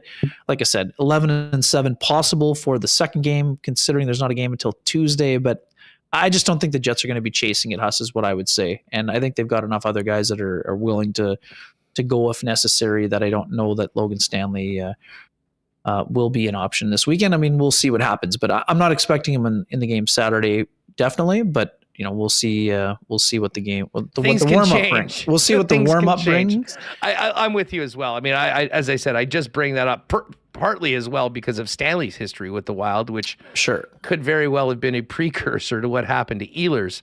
But it is. This is not just a normal game. I mean, there's a lot more that for sure, a lot of backstory of all of this. Ken, as we get into 2024 and finish up 2023, Remis and I were putting together a little best of Bones that we're going to be throwing out on New Year's Day today, which was a fun way to sort of go through the year through Bones availabilities with the ups and downs of the season. But we got talking about the moves that Kevin Cheveldayoff's made, and I mean, none of them happen in a vacuum. But when you think of the Dubois trade, I mean, going back to the trade deadline with the moves that they made, re-signing those players, buying out Blake Wheeler, naming Adam Lowry the captain, and the dual extensions on Thanksgiving to Hellebuck and Scheifele, does one of those moves stand out above the others as opposed to where the team is today for you? Or do they all sort of work together as part of making the changes that Bones obviously felt was very necessary after his first year on the bench? Yeah, I mean, for me, it's more about the body of work rather than any singular moment. And I would say it's probably harder to do a singular moment just based on the fact that, if Vilardi had played 33 games instead of 12 or whatever, or 13, whatever he's up to now, you might be able to draw that parallel or conclusion. But to me, Kevin Cheveldayoff has done an excellent job of changing the complexion of the roster. I mean, it's been a concerted effort to bring in, two-way players that are harder to play against and that are high character individuals. It was kind of an unassuming deadline last year with Nino Niederreiter. And, again, I think a lot of people were excited about the Niederreiter move when it happened. I'm not trying to say they weren't. I mean, this is a 7-time 20 or 6-time 20 goal scorer that became a 7-time 20 goal scorer. So that was an element the Jets needed. He's a hard-nosed player. Vladislav Namestnikov can play anywhere that you want. He has scored 20 goals. He had previously been used in more of an offensive role. So I think people were excited about that. But, now you're stacking that with, turning Andrew Kopp into Morgan Barron, Elias Solomonson, Brad Lambert. So I would even say it goes further back. I mean, that was sort of the planting of the seeds happened in that trade with the Rangers, Huss, I would almost argue. I'm just talking about 2020. No, yeah, in 20, yeah, for sure. All those moves are important in their own right. And I just think that a lot of things that Rick Bowness, on Rick Bowness's greatest hits, his mic drop in Las Vegas was important for many reasons. I don't care about the response. I don't care. That's not the right terminology. I wasn't as bent out of shape over the Rick Bowness commentary and the players' reaction to it as some people were. I understand that. That's their opinion. But it's how they've responded to what Rick Bowness said, because that little truth bomb has shown up this year. There's no arguing it. Like, people thought, oh, how can Rick Bowness come back in the room? Well, Rick Bowness can come back in the room because once the players went back at home for the summer and started to assess what was being said, I think the majority of the players figured out that it was 100% accurate, and that if they had stayed on the Rick Bowness plan, they wouldn't have lost that series in 5 games, most likely, and nor would they have had the tail. They wouldn't have even been playing Vegas, Huss, if they hadn't had the tailspin. They might have played them down the road, but they weren't going to play them in the first round, and they weren't going to bow out 4 straight, with partly a whimper, especially in Game 5. So I think that Rick Bowness came in, he sort of set a foundation. The foundation got a little, swinging bridge kind of scenario, a little uneasy. But now that foundation is in cement. And now it's up to them to do it over the last 49 games. But I think that they laid a lot of the groundwork last year, but with some of the personnel changes and some of the, leadership changes and everything else, they have now put themselves in better footing to see what they can do with this foundation. Well, you know what, on that, and again, we haven't talked a lot about this. It has been mentioned at times, but, as we kind of look back at this year, like that moment when we were all there in the Matt Frost Media Center when the players came out, and Blake Wheeler was the one that started it off. And I kind of thought that, I never believed that maybe they would actually buy Blake out, just because of how expensive it was going to be, how much he meant to the team and all that. And I kind of changed my opinion after that, because I realized that was quite clear. Regardless of whether they had decided to do it beforehand or that was the final nail that said, okay, we're doing it. Now that we've seen what this team has done this year, how important do you think it was to moving forward to have Blake elsewhere? I think it was kind of a two-way street, Huston. I mean, the fact that Blake was pretty open the year before when it came to the removal of the captaincy, and he talked openly about the two sides were exploring and a divorce that year already. I just think that it got to the point where both sides needed a change. And I would also say too, Blake's playing on one of the most important teams, or one of the best teams in hockey. So for everyone who just says, well, you had to get Blake out of there. Well, there's no, for lack of a better term, Blake has not infected the New York Rangers. So yeah, but Blake's an extra player there on a minimum salary that had been benched early on. Like, this is about the Jets. And listen, I think we all hope good things for Blake going forward. But the more it was time for them to move this team, it was time. It was time for the two sides to part. There's no doubt about it. It just, to me, I think it's too simplistic to say it was Blake's fault. Blake had to go. I don't buy that at all. But I do think that they just got to the point where it was time to move on from both sides. That doesn't mean the Jets don't appreciate what Blake has done for them. It doesn't mean that he didn't have a positive influence on some players. But the overall end product, Huss, with Blake not being here, it was time. And, some people would argue it was time before the summer. So I understand that completely. To me, it's more about what the Jets are doing, within their leadership and within, people feeling part of it, all of those things, than just, to me, it's too simplistic to just say Blake's gone, the Jets are better. You needed a whole bunch of other things to happen. The leadership is so much better. And I think we saw on that day in the Matt Frost Media Center after that it was, as long as Blake was the guy getting up there first and being the alpha with a C or not a C, that they needed that to happen. And his absence has allowed all of these other players to rise as leaders. And I think we are seeing the results, both on the ice and off the ice with the club. And listen, Blake's turned it around after a pretty ugly start in New York, and he's playing on a good team. He's playing with some good players. And I mean, I think everyone wishes him well going forward, but for the team, that was a pretty important move that I think, we kind of gloss over when talking about trades and all that stuff, because this team is different internally right now. And I think that there was opportunity that was brought to a lot of other players, namely Adam Lowry, who's been a brilliant captain in the absence of Wheels. Hey, listen, before we go, I know you mentioned putting on the foil earlier. If you have not done this already, you need to go to Hacksaw's YouTube channel. Okay. And check out. He did a special Christmas present for hockey fans, a 45-minute podcast recounting his days riding the bus in the old NAHL. Oh, tremendous. When Slapshot was made.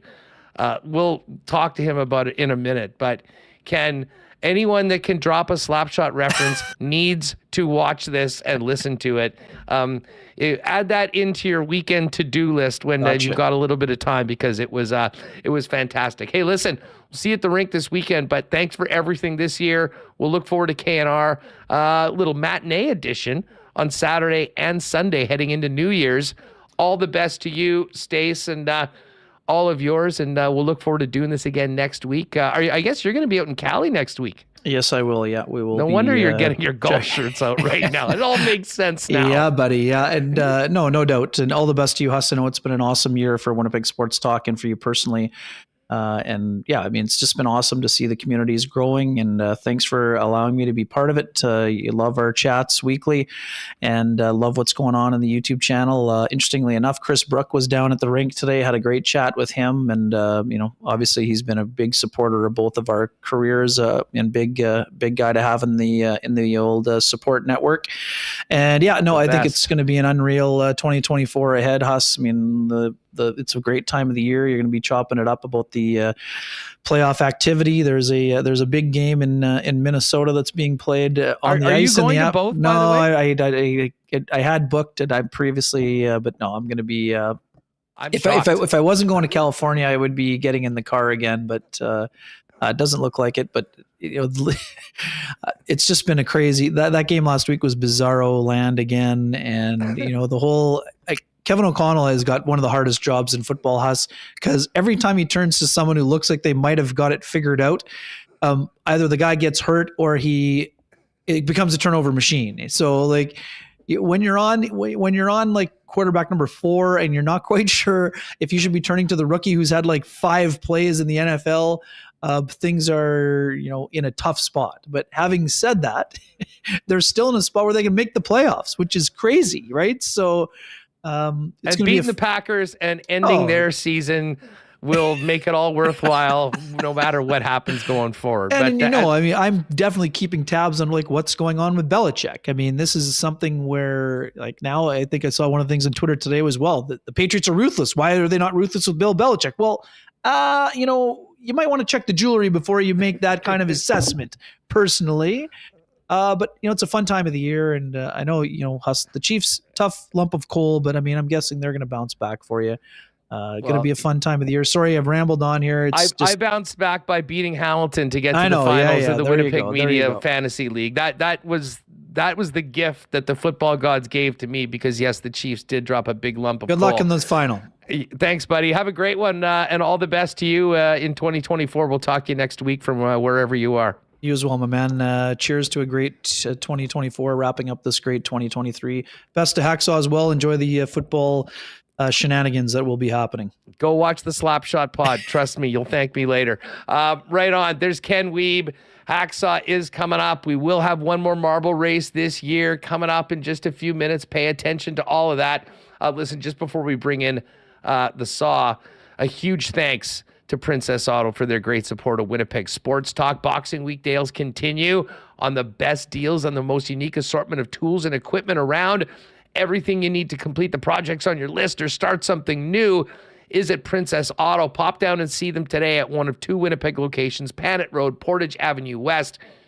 And you can always shop online 24/7, 365 at princessauto.com. Speaking of crazy Boxing Day sales, Royal Sports has so many incredible deals right now. If you're thinking about hitting the hills at some point, incredible deals, 50% off all the Burton products there, snowboards, boots, bindings, and more. 30% off all athletic footwear in the store, and deals on your favorite team's merchandise, Jets, Bombers, NFL, you name it. It's at Royal Sports, and there is so much on sale. Check it out on Instagram if you want, at Royal Sports Pembina. But make a point for getting down and taking advantage of those great deals this weekend at 750 Pembina Highway. And man, Sunday's going to be a fun day.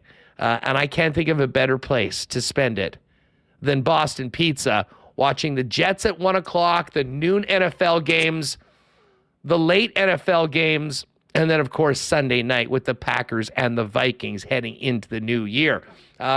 Big game is always on at Boston Pizza, while you can enjoy ice-cold schooners, world-famous BP wings, and, of course, gourmet pizzas as well. And, hey, if you are staying at home, order online and get the hot, fresh taste of BP to your door by ordering at bostonpizza.com. All right, let's bring in one final time in 2023 the man himself, Lee Hacksaw Hamilton. And Lee, Happy New Year to you. And before we get into everything happening in the NFL, you were not joking. That was a Christmas gift to all of us hockey fans. Your podcast on the YouTube channel for Slapshot. Very, very well done. And man, it was great to hear those stories of your experiences at that time when the Carlson brothers came to the NAHL and Slapshot was made. Nice to chat with you. Glad you enjoyed it. And then when I sat down to do the podcast with my producer, all these memories came flowing back like a tidal wave. And there was a whole bunch of stuff I wanted to say that I couldn't say that we couldn't put into the podcast because of libel and slander rules. But it was fun. So if I'm asking you, you should have had Wiebe on. By the way, he may be the only guy I know in society that lives north of the border is wearing a Hawaiian shirt with palm trees. He's getting ready for the Jets California road trip. He's getting all his golf outfits ready. He's going to pack one suit and like 5 golf outfits. We know him too well. I've never seen anybody wear palm trees in Winnipeg, Manitoba. But you raised a really cool point about Slapshot. There's a phrase, any phrase in the movie that sticks with you. I'll ask you what the phrase is that sticks with you. Mine is the goaltender yelling into the phone, "Trade me effing right now." So, I mean, it was so cool. And when they were making the movie, I didn't like it. I didn't think it was cool. And the longer it went, the more it took on culture status. One of my friends, long career in the American Hockey League. He's now the general manager of the AHL team here in San Diego, the San Diego Gulls. And he was playing in and around that league at that point where the movie was being filmed and videoed. And they offered him a chance to go to Tucson, Arizona, where they were going to start the shooting, then go to Johnstown, then go to Utica, where a bulk of it was shot. And they were paying the hockey players $47 a day for off-season. That's not bad. But he said, nah, I just got married. I'm going to go to Tucson, spend the off-season in Tucson. Now he punches himself in the head. He could have been Ferguson could have been part of history forever by being in that video. But it was cool. Glad you enjoyed it. We had a lot of fun doing it. We're gonna offshoot and do some other things about some great baseball movies and football movies and basketball, etc. as we go forward. So yeah, for the folks here, you raised the bar pretty high right off the bat, because that is certainly a favorite of just about every Canadian hockey fan for obvious reasons. Lee, coming into this weekend, there is there's all sorts of intriguing games, which we'll get to in a minute. But I have to ask you, what was your takeaway from the Ravens beat down of the 49ers on Christmas night? That to me was as shocking of a result as we've seen a long time. And maybe that's naive when you think about the way the Ravens have performed as underdogs under John Harbaugh. But it just seemed like the Niners were a step above everybody else. And listen, a real rough day for Brock Purdy and a Ravens defense that brought that team back to earth. Item one, nobody will talk about it around the country. I think John Harbaugh might be the best coach in the National Football League, and there's a lot of bright minds. But what he does to galvanize a team and bring it together. Item 2, that might be the best organization in the National Football League, Hustler. If you look at how they draft, how they sign free agents, how they develop players, and how they make the philosophical decision that I'm going to move a player out of here a year too early than a year too late. They never have salary cap problems. They have taught Lamar Jackson now to be a complete football quarterback. They obviously, as an organization, decided they had to go get people to put around Lamar Jackson. Could not be a one-man show. So therefore, OBJ comes. They draft wide receivers. They got multiples of running backs. And in defense, you don't want to walk into a dark alley with those guys because they are good. They make your life so hard. Just ask Brock Purdy about what happened to him when he went to the line of scrimmage and saw the pre-snap reads and could not figure out where to go with the ball. And then when he decided to go with the ball, he was late, and then it was tipped, and then there were 4 picks going the other way. Baltimore's red hot. Not to say San Francisco's not a great team, but on that given day, they got jumped in the alley by, I think, one of the best organizations in football. And I tend to think John Lynch has done a phenomenal job stockpiling talent, building talent, drafting talent, renting talent, and finding talent with the last pick in the draft in Brock Purdy. So, we might come Super Bowl Sunday, 4 weeks from now, 5 weeks from now. You and I might be talking about that over Boston Pizza, a rematch, San Francisco, Baltimore. But listen, that's ways down the road. Baltimore certainly has the inside track on the 1 seed right now, though tough turnaround against the Dolphins. We'll touch on that in a minute. The other Christmas Day game that nearly ruined my Christmas was at Arrowhead Stadium. And it's just such a bizarre game. And the Chiefs have played so many weird games this year, but this one might be at the top. I mean, Aiden O'Connell does not complete a pass after the first quarter. And on the back of 2 special teams and defensive touchdowns in 7 seconds, they beat a Chiefs team that offensively looked brokenly. And things spilled over on the sidelines. Travis Kelce was throwing his helmet, Andy Reid telling him to take a seat. And on the other side of things, Antonio Pierce looks like he is an incredible leader of men and has put himself as a legitimate candidate to stay on the job. What was the fallout from your side of things on both the Chiefs and the Raiders coming off of the Christmas Day game? Remember these words: the way you play, the day you play. Period, exclamation point. Antonio Pierce has amped those guys up. There's kind of a gang mentality because he comes from South Central LA. He has amped these guys up to play beyond their talent level. Collectively, defensively, they're doing things now have not been done in Raider football in a group of years. Think about this. I mean, he's 4-3 as the interim head coach. His offense is averaging 279 yards per game, 32% third down conversion rates. They've got Devontae Adams, but they don't get the ball to him consistently. The kid quarterback makes mistakes. There is no alternative, but they're living off their defense, and they're doing just enough to survive. And there's no doubt that they walked in there with the ideology, we're going to punch Kansas City in the mouth, and we'll see how they react. And the Chiefs never got it going because the Raiders kept doing things to them. The stat sheet doesn't mean anything. The way the Raiders played that one given day was really, really special. In terms of Pierce, he's kind of willed this thing. He's willed these guys together. He's molded these guys together. I don't know if they're going to win the last 2 games. They could. But winning at Arrowhead against that enemy, against Andy Reid, against Mahomes, absolutely amazing. And on the Kansas City sideline, they're in disarray. And this can't be Mahomes against the world because as great as he is, he can't do it by himself. And his offensive line has become a sieve. I mean, look at the sacks. Look at the times he was hit. Look at the pressures he had. Travis Kelce can't do it by himself. Wide receivers have evidently just betrayed them across the board. So there's a big issue there about the manpower level of what they used to be, a.k.a. the Tyreek Hill era, and what they've become with the drop passes, the offsides, the lousy route running, and the inability to get Kelce to make the productive plays because the people are doubling him all the time. And then the frustration kind of spilling over, and the incident on the sidelines with the helmet throw, and Andy Reid went to the equipment manager and said, take his helmet, he sits. He sits. Travis Kelce, he sits.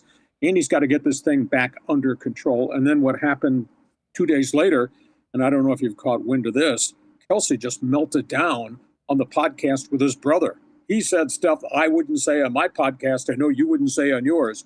about F this, F those players, F this offense. Holy cow.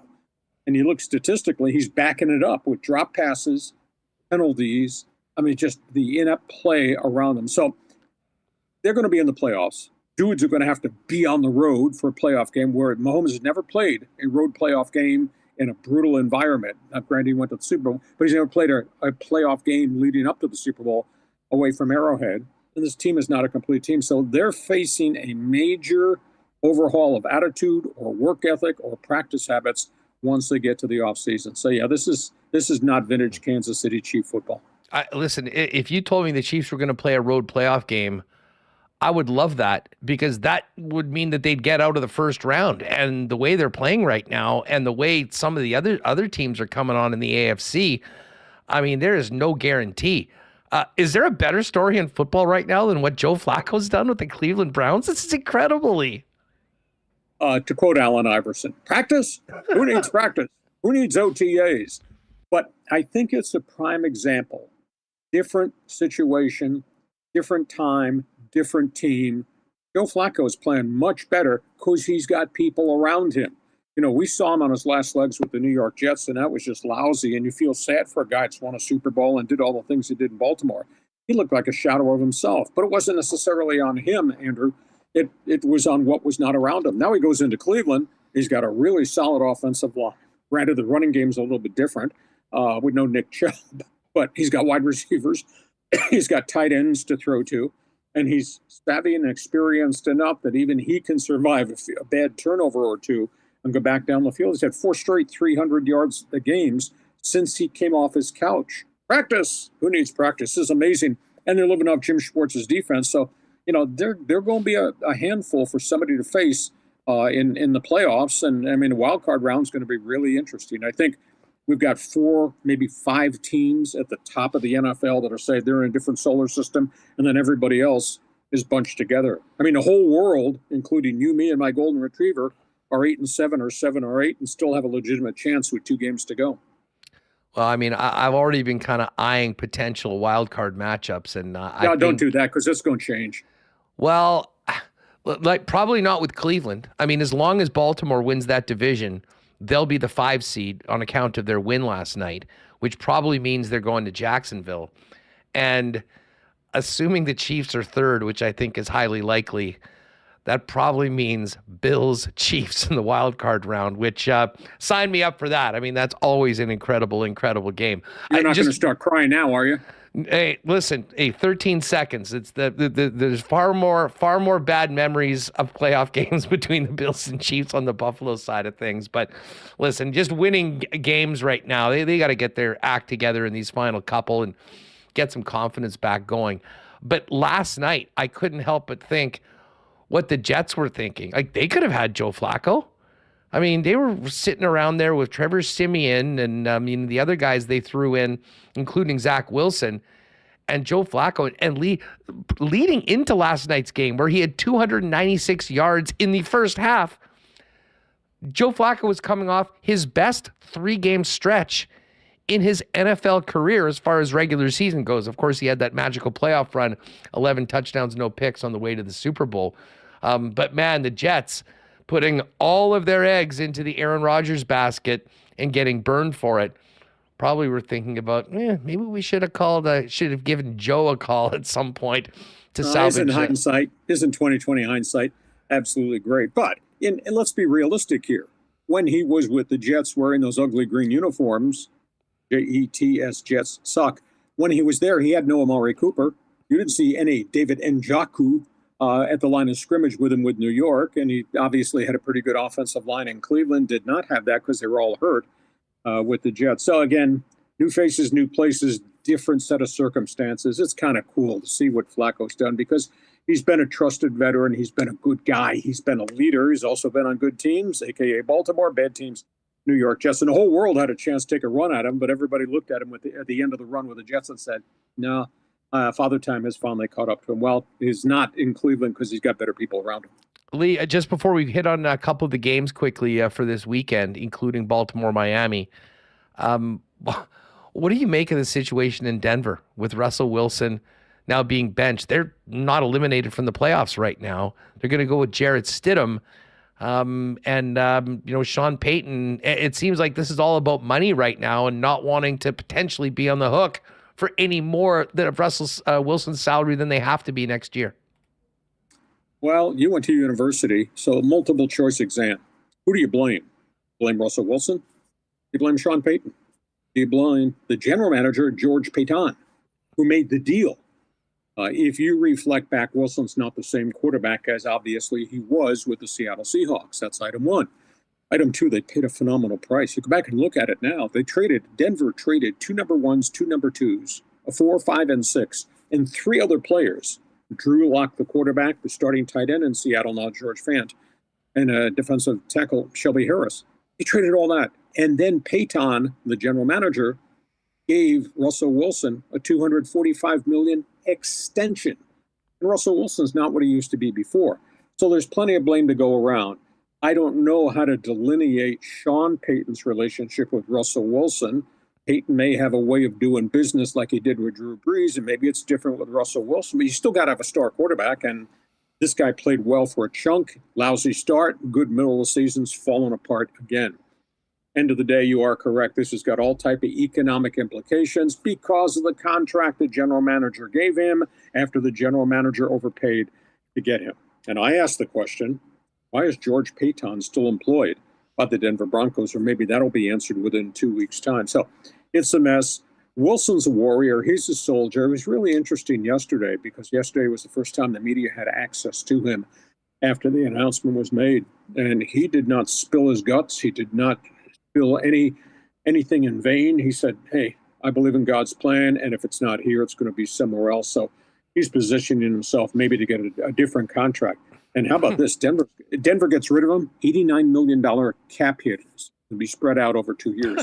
That's $45 million in dead money each of the 2 years. George Payton may be applying to co-host your show in Winnipeg because he's to blame for this mess that Denver has now found themselves into. And Sean Payton's got to go find a quarterback somewhere. Maybe he will, but I think multiple choice, a lot of people to blame for this mess. No vacancy for George Payton here on the show in Winnipeg. Lee, before we go, a few big games on the weekend, none bigger than Miami and the Ravens.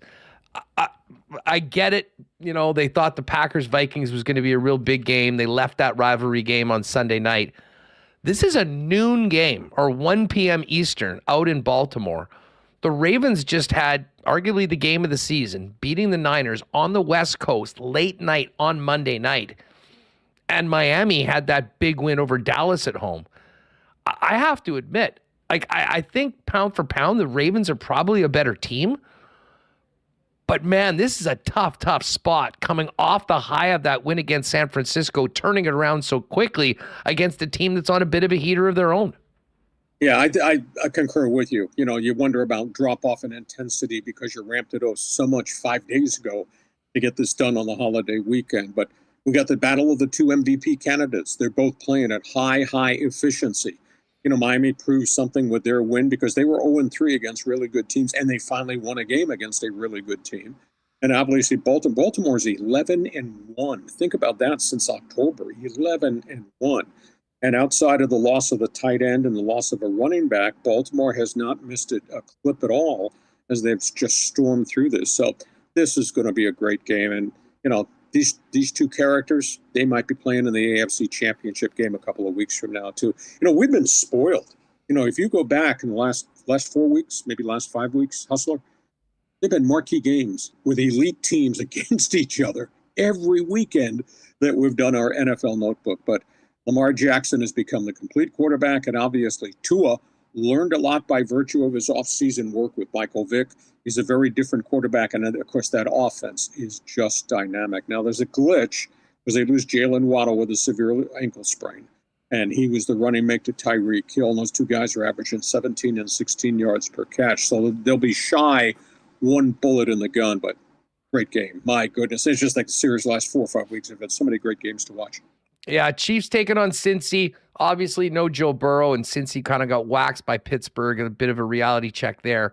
But the other game I wanted to ask you about is the Dallas Cowboys taking on I can't believe I'm saying this, the NFC North champion Detroit Lions, as the Lions are ready to host a playoff game, Lee. Yeah, it's absolutely amazing. I've always asked the question, when are they going to wake up as a tired football team? How Dan Campbell, and he does not have a superstar-studded lineup. What he's got is a roster full of gamers. I keep thinking they're going to wake up one of these Sundays, and they're going to be worn out, just the way they play the game, approach the game. But Jared Goff has managed games well, has won games for them. They got DeAndre Swift, who's found himself after leaving, Minnesota, to wind up going there. Leaving Detroit. They've got really good players. They got two-headed running back, the Gibbs rookie, and then obviously David Montgomery, the ex-Bear. Detroit's got a lot of things going for them, and they play so hard. I just keep waiting for the gas tank to hit the empty note with them. And Dallas will bounce back. Dak's had a phenomenal statistical season. We keep asking, well, has Detroit got to prove itself? Well, they got 11 wins so far. So, yeah, they've proven an awful lot. So that'll be a fun game. But, I mean, that's an upper echelon game. But that's not like what's going to happen with Miami and with Baltimore. Yeah, that is the main event, and it comes right out of the gate on Sunday. Lee, thank you for everything in 2023. It is always our pleasure having you on. And don't forget, I know you like to stay out late. You get out of the club before 2, 3 in the morning on New Year's Eve because you got bowl games to write about. We've got a big weekend in the NFL. The people need you on the podcast, YouTube, and of course at LeeHacksawHamilton.com. Well, the website covers everything. We got Rose Bowl game, Orange Bowl game this weekend, and then obviously Sugar Bowl game, which have huge college implications. We got NFL games to talk about too. So if you like sports, check my website. It's all written. Subscribe. It's absolutely free. That way you'll get the alerts to the podcast and everything else I do. And to close out properly, I gave you my favorite phrase from Slapshot. Trade me effing right now. What's your favorite phrase? Well, I was going to say put on the foils, obviously the one that we all remember. But I do, my personal favorite one is Denny the goalie on the interview going, you go to the box and you feel shame. And you raise harm. Exactly. He was our goaltender in Mohawk Valley, Michelle Barrett. He was a theater major from McGill University, and they chose him to be Denis Lemieux in the movie Slapshot. Who could have thought that would happen the way it happened? And, at the end of the movie, I don't know if you recall this, there were 4 young broadcasters in that league. We were all together. We were all 23 or 24 years of age, drinking beer, riding a bus. And one of them became the voice of the Alabama Crimson Tide. Another is the voice of World Cup soccer. And then the other guy, Bob Costas and Lee Hamilton. And our careers all went from there, Brotherhood of the Bus, on the Iron Lung. I grabbed this. Here is a young Hacksaw hearing the Comets hockey on WIBX.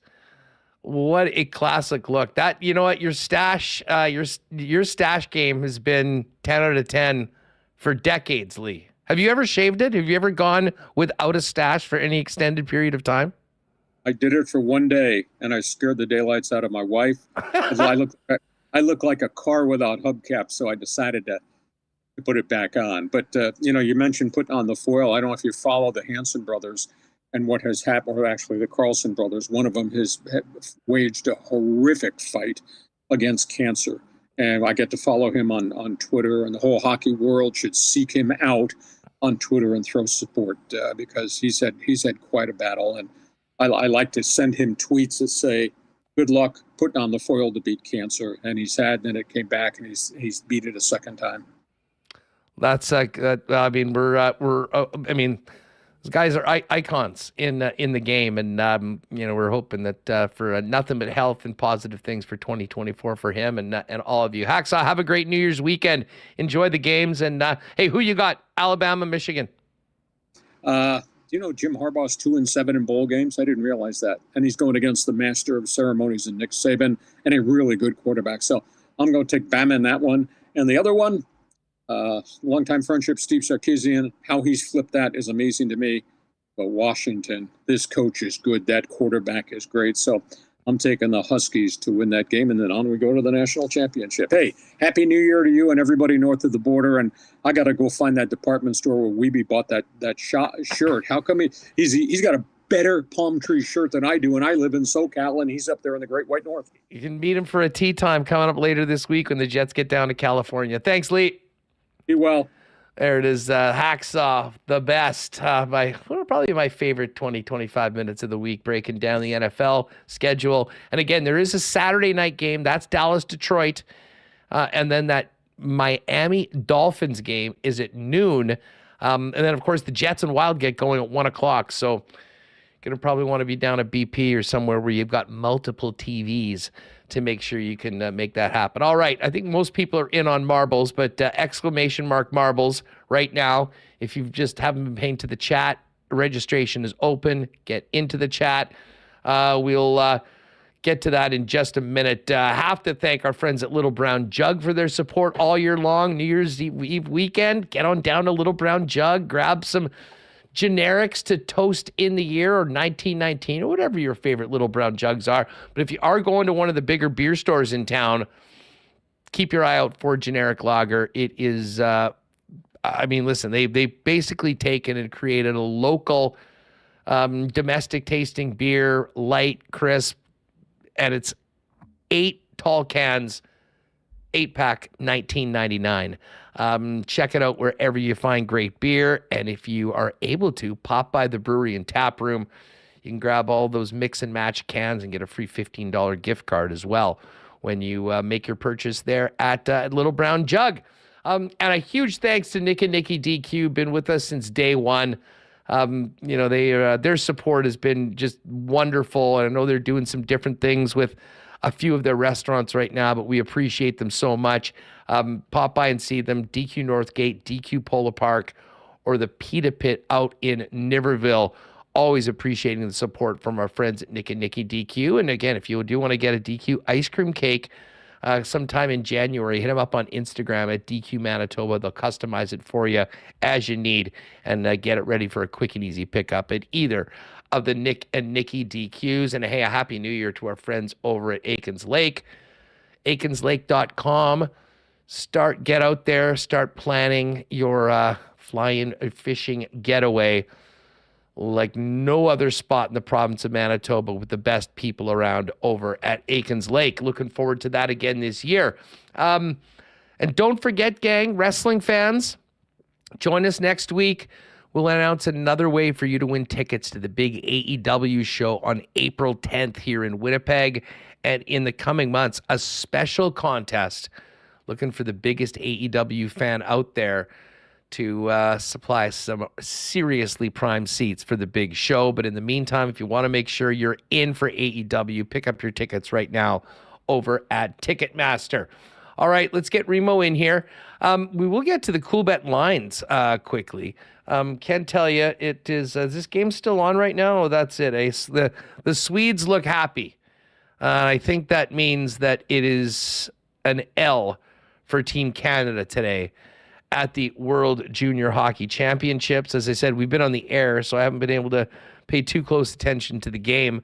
There will be a replay a little bit later on, but again, still in the preliminary round, Canada is going to be there come the playoffs, and that'll be a big topic on the program next week on the program, as well as the Jets' trip out to California after they host the Tampa Bay Lightning on the 2nd. As far as tonight in the National Hockey League, pretty big slate of games, actually. Starting off with the Leafs and Blue Jackets.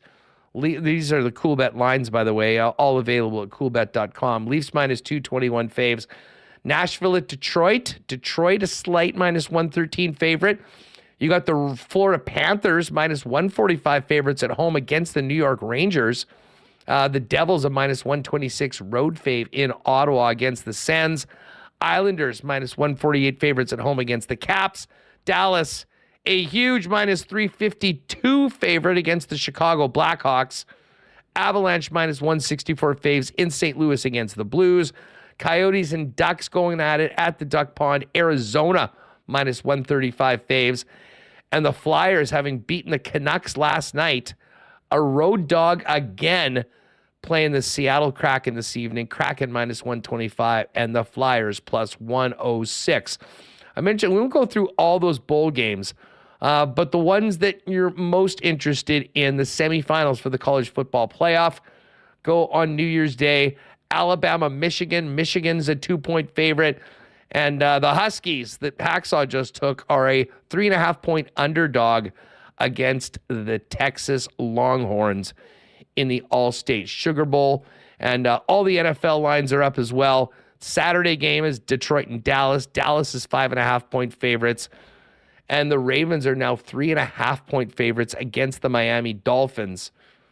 I'll be honest, I think I'm going to take Miami in that game, at least against the spread. I think that'll be a tight one, even as good as Baltimore looked last week. It's all there for you at coolbet.com. Lock Shop will get going again next week. Once Dusty's back from the Spengler, you can bet World Juniors as well and more. And if you haven't played a Coolbet before, use the promo code WST for a 100% bonus up to $200 on your first deposit. All right, last call for marbles. And Remo, just while we finish up and let people get their last ones in, do you want to quickly hit the biggest and best of 2023 on WST? Yes, I do, 100%. But first, big shout out, Huss. Giant super chat here from Cosmic Tales MB. Thanks so much, fellas, for a great year of Winnipeg Sports Talk content. So appreciate all the super chats that we've gotten today. And we got a number last week as well. Really appreciate it from all you guys. Oh my God, that is so nice. And a special shout out to Cosmic Tales, who I actually met in person the other day in the lobby of my building. Oh, really? And said, oh, hi, nice to meet you. And I said, oh, great. And I wasn't sure whether you met before, and said, oh, I'm Cosmic Tales MB. I'm like, so it's always great to meet chatters and get their real names, but especially their names in the YouTube chat. But thank you very much. That's a really, really nice gift to the fellas as we get in to 2023. Remis put together the stats for WST this year. The biggest podcast episodes, the biggest live streams of 2023, and the top videos that we put up. And this might be the time for one final time in 2023 to thank Pierre-Luc Dubois, because the Dubois drama certainly spiked WST a number of times throughout the year. I know a number of people have said they found us through all the Dubois stuff. So check out our top YouTube streams of the year. Number 10, this is just for total views. Number 10, Blake Wheeler buyout coming. Number 9, Jets buyout Blake Wheeler, draft recap. And it's all within this April, May, June period. June was massive for the show. June was massive. Number 8, Hellebuck won't sign with the Jets per The Athletic. That was June 12th. That's fake news. That's fake news. Number 7, Dubois trade reaction, June 28th. Number 6, Jets Vegas game 1 tonight. A lot of anticipation for that playoff series. That was in April. Oh, what a game that was too. And so here comes the top 5. 3 of the top 5 titles, starting with Dubois. And I think 4 of the 7 had Dubois the title, 4 of the top 7. But number 5, Dubois rumors to LA continue, June 26th. Number 4, trade deadline live stream in March. I think the trade deadline live stream is always just going to be a big one, no matter what. And the Jets did actually make some moves around the deadline this past year. I anticipate they're going to be active leading up to the deadline again this year.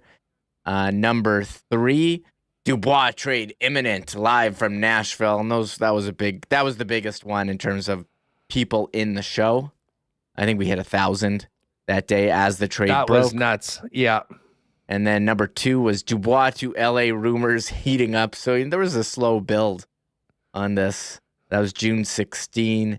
And number 1, this was our top for most views.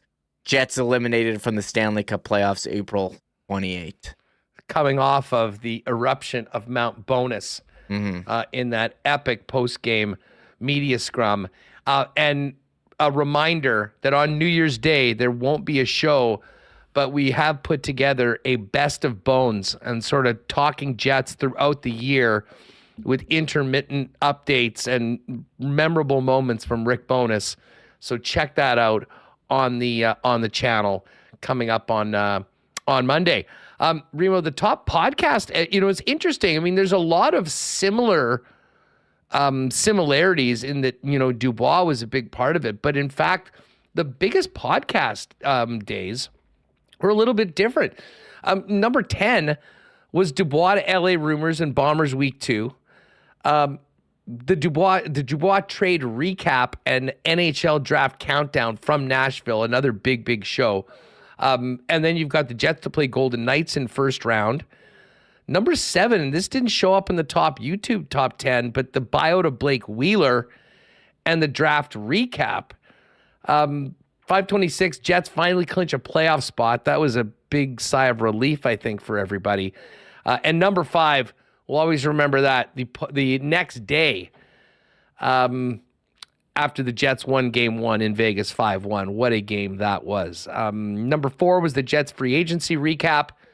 3 was the Jets year-end locker cleanout recap. That was kind of the fallout, if you will, from what Bones had to say, and then we heard from all the players. Number 2 was Jets eliminated from playoffs. Bonus sounds off. That was the number 1 YouTube stream. That was number 2 on the podcast. But the number 1 episode of the entire year podcast-wise was the day after Thanksgiving. Shifley and Hellebuck's 7-year extensions with the Winnipeg Jets. Yeah, and it's interesting comparing the podcast to YouTube. The podcast, I guess people the next day, maybe some more recap style stuff, and some, we do get breaking news on YouTube, like the trade deadline show is always going to be a big one on YouTube, among others. So this was, an interesting list here of YouTube and podcast 2023. I was coming up with my top stories that we talked about here. We have to mention the Bombers, just their whole season. Like the biggest win was that game.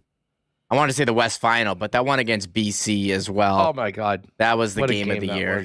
That was the game of the year. I think even more than the West Final. That had so much drama with the Bombers coming out victorious. Unfortunately, they weren't able to seal the deal in the Grey Cup. And I did want to give a shout out to the Sea Bears for maybe the most surprising story of 2023, going, just breaking records for league attendance over and over, all the way to the playoffs, where they were able to get a number of seats in the upper deck, and it was an incredible atmosphere for that first that playoff game here. So I'm looking forward to seeing what the Sea Bears bring here in 2024.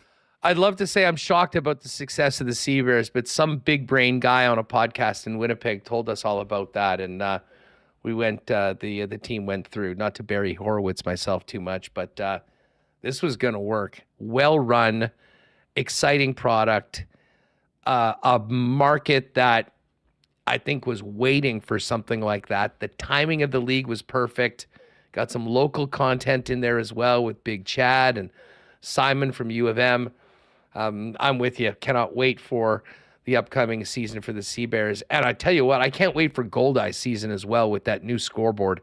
I'm telling you right now, Goldeye games are going to be on another level with what they're able to do with the new state-of-the-art scoreboard, whether it is, from supplementing the game with replays and those sort of things, promotions. We know how fun the Goldeye games are, but they're going to another level next year. So happy New Year to the Sea Bears, Andrew, and the folks over at the Goldeyes. Of course, all our friends at the Bombers and the Winnipeg Jets, all our university teams in and around here. And of course, we cannot forget about Fink and the gang at the Manitoba Moose, although that's sort of all under the True North umbrella. Remis, why don't you get marbles ready to go? Sure. And what were you going to say? I was going to say a number of chatters giving out some shout-outs to some top moments of 2023. You in the produce section at Target reacting to the Hellebuck Shifley signings, the broken laptop in Nashville. We did a couple trips. We hadn't really done trips. So we went to Nashville. We went to the Grey Cup. Dan, Jets fan, wants to pour one out for the Winnipeg Ice as well, as an unfortunate ending for them. Although it's kind of cool that they were able to play in Canada Life Center to some big crowds there. There's another one I wanted to bring out the Gold Eyes. Yeah, you mentioned the Gold Eyes scoreboard. They brought in a new manager and got another new manager in 2023. Looking forward to seeing what happens. And a lot of people saying the top moment may have been Ken Wiebe's 18-minute answer on who the Jets' second-line center is going to be. Yeah, the 18-minute answer for sure will never be topped. Paul Carr, you got him just under the wire. We're just closing it up right now and about to get her done. Kenny's water bottle. Huss has just coined Shellebuck. Shifley and Hellebuck re-signing in the same day. It will forever be remembered as Shellebuck. That was a complete accident. But yes, we can roll with Shellebuck on it. Sometimes the best ideas are not even intended. Let's see here. We've also got waiters. Hashtag Dubois ban 2024. No doubt about that. And Steph B, WST night at the ballpark again. We'll probably do a couple, to be perfectly honest with you. We'll get together with Andrew and the gang at the Fish coming up in the coming month or two. We're going to have to get the new manager on as well. I'm looking forward to talking to him and start getting ready for the upcoming season. And obviously, we won't forget about the Bombers because the Bombers sign players as well. I have a feeling we'll get some more announcements into the next couple of weeks from the Bombers. And then definitely CFL free agency, I think, will be a little bit more interesting for us in Winnipeg this year. Whether that's a good thing or not, I guess you can debate that. But there will be a little bit more work to be done, I think, even at the beginning of free agency when it's open. I think there'll be some players that'll basically be listening to some folks. Yeah. Oh, yes. A lot of stuff. Oh, XX Revolution says top moment was when we ate the yard dog. The yard dog. That's right. The yard. No, you do this so much, and we talk to you so much, you kind of forget some of those evidence, those events. Well, listen, while you pull it up, I will just fill you in on the top 10 videos of 2023. These are ones that we kind of did, either clips from the show that we put on YouTube or other things. I don't know how the Jet Dog isn't number one on this, the Yard Dog isn't number one on this, to be honest with you. Well, that I don't think that one only got it did okay on YouTube Shorts. The Yard Dog. If you combine them, it would be on there. Like I put the Yard Dog on TikTok, Huss. I thought it was going to do better. It only got 20,000 views on TikTok. Well, 20,000's not bad. 20,000 is not bad. It got on Instagram. Let me just check. Instagram only got 8,000. And then I think on YouTube it might have got like 6 or something. Nothing will touch my rant on TikTok about digital board ads. Has it got like 150,000 views or something silly? Remis, viral TikTok star complaining about digital board ads. Oh yeah, it only got for like 3,700 on. So I mean that's like 30,000 across all platforms on the Yard Dog review. So not. You know what? It was worth it. It was worth taking on that challenge. I will say that. And shout out to James and the Canadian Club Gangs. That true. Not only had us at the game, but also put up with us in the loge, making that video and eating the dog at the beginning of the game. All right, let's get these marbles going. You do that while I do it. I'll read you out the top videos of 2023. Number 10, there's tons of trade-related stuff. Frank Saravelli has 5 Jets on his trade target list. How things have changed. Number 9, this is a very recent one. This is from last week. Gabriel Velarde on the first 30 games. Obviously, he was injured for quite a bit of that, but more about his sizzling return to the lineup and teaming up with Mark Scheifele and Nikolai Ehlers. Number 8 was Elliot Friedman reports the Jets are definitely not rebuilding. Funny to go back into the look at the comments on some of that, and it would be very funny to pull all those people that had those takes then and now see where they're at. Should we do it or?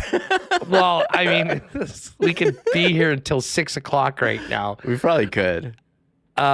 7, could the Jets and Kings partner for Dubois June 16th? We know where that one ended up. 6, the Athletic has 4 Jets on their trade board. That was from the middle of May. Number 5 was that great conversation we got to have with Colby Barlow in Nashville shortly after he was drafted. 4 was a Jets rumor roundup on June 18th.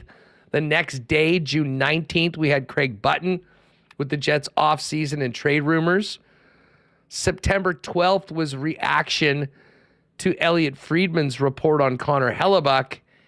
And number 1, no surprise, Dubois drama.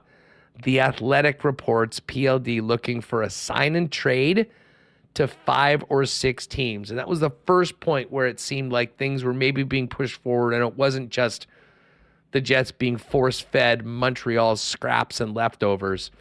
And then, of course, that turned into Velarde, Iafallo, Kapari, and ironically, Montreal's second pick in the draft coming up next year. All right, Reem, why don't we kick off a little Tristan Rivers music one more time as we get into the new year before we drop the marbles one more time in 2023. Yeah, sounds good. Let me pick. Yeah, those. So I cut clips of the show and post them separately on YouTube. Some of them get a lot of views, and I find people enjoy us talking about trade rumors. Seems to do pretty well. But you had the Colby Barlow in there and the Gabe Velarde. That one hit pretty well last week, and a couple other shout outs. Someone mentioned the reel that I made when we did the tour of the new renovations at Canada Life Center. Yes. That was a lot of fun doing that. And, we added Connor Rabchak and Jets Weekly. Showed it to Ishaboy Bruce mentioning that. And we also launched a Discord server. So there are people doing a lot of chatting around the clock on there, chatting during World Juniors, chatting on about other Jets. Oh, yeah, usually. The Discord world is unbelievable. Yeah, and I mean, it goes without saying, Connor has been unreal. What a great addition to the team. And imagine, I guess, probably we'll actually have a couple things on Monday for you. So it won't be a regular show. Jets this week and the best of Bones 2023 ringing in the new year with all of Rick Bonus's highs and lows over the course of the last year. That'll be good to go on the YouTube channel on Monday. And of course, podcast listeners will always get Jets This Week there as well. All right, let's do a little Tristan Rivers music and then one more marble race for a great year here on Winnipeg Sports Talk. Yeah, and no other thing that was great, we had more events in 2023 as well. The Gold Eyes game, trivia night, the holiday party, and also getting out to a number of Jets games. Shout out to Bobby B, big supporters. So yes, we'll be back in what is that? January. Jan 27th. First win in the WST section. We need it. Okay. Oh, hold on. I think I have to let my son in. 1 second. Can you play Tristan Rivers? And I'll play it. Hold on. And then run up. Okay, I probably should have. He had early Friday dismissal. We should have ended this early, but we're just having so much fun talking about 2023. I don't want it to end. I don't want to get into 2024. People are getting anxious for the marbles. Yeah, I know. You throw that, quickly open the door. You can bring Evan down if he wants, and then we'll do a marble race. People get mad when we don't get to it right away, and we just I'll do the original. It's Friday!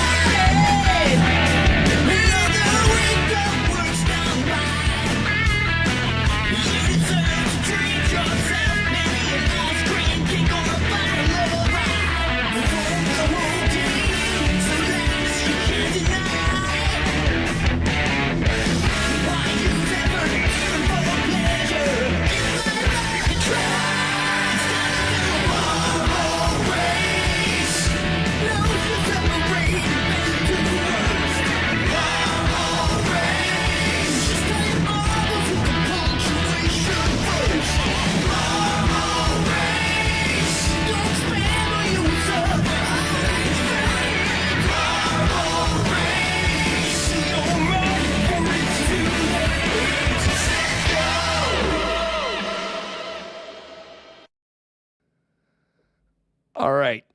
We're just about ready to do our final marble race. Oh, you're back. Right on. Did that all work out? I'm here. I didn't go. I think I told my wife, I'm like, we're still doing the show. You got to bring him down. Just open the door. He's old. He can walk on his own. He can barge in, take over the program. Where are we going today? Well, final marble race. I was gonna do a classic like Temple of Steve or something. That's a fun. I don't know. Have we done it too much or no? We got 176 marbles in. Temple of Steve. Well, you know, why don't we go Slippery Slopes if we're going to go to an old favorite? Sure, you're doing old favorite. I think we should. It's a special. That's a longer one. We can get back. It is one. It has the skis. It is a very popular one. I wouldn't want anyone to think they've won and then get Temple of Steved by the moving bin at the end of the marble race. Although that would be a terrible way to finish the year. Although it is possible to, we don't see it often, but people do miss the jump on Slippery Slopes at the end. Well, if that happens, that's part of it. But I think we're going to, we're going to finish off strong with probably the number one track of the actual game. But we'll get into some new. And by the way, if any of you guys are on Marbles on Stream and have any suggestions for tracks, we're always open to suggestions, and we'll find them. And shout out to Tristan Rivers Music. You know, I was going to do a top characters of WST, you know, from the chat and all of that. And then I figured it was just way too hard to even put it down to like a top 10 or something like that. But a special thanks to Tristan, because his contributions to our program, K&R, absolutely legendary. And looking forward to some fun stuff with Tristan coming up in 2024 as well. All right, gang. One more time in 2023. Thank you again for all of the support. Tell a friend about WST, and we can continue to grow into the new year.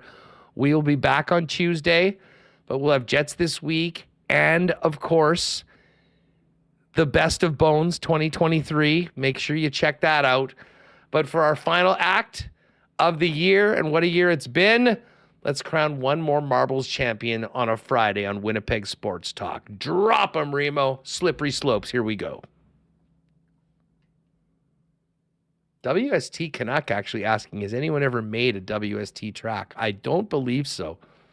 But if we did have any Marbles on Stream folks that got into that, we would definitely do it. All right, Todd 18, Steiner, Gary Labossiere, Dan Milburn all at the front. Here we go into the first intersection. And we've got Gary on the left and, Greg Hasbeek. The hack. Oh, wouldn't that be something? I'd never hear the end of it if Greg won this one. Although that would be a great way. Always be nice for our friends or sponsors to actually come through and win. All right, here we go. Dan Milburn. Oh, Tyson Ducharme, you are over the top rope. Mark just won a couple weeks ago, so not the worst thing. Superior CD got bounced. We're going through the. This is like an ice slide, if you will. Looks like Johnny B and Mr. Mike seem to be sort of getting in there first. We'll see who kind of comes around first. Yes, Johnny B and Mike. Benjamin, I believe, in third.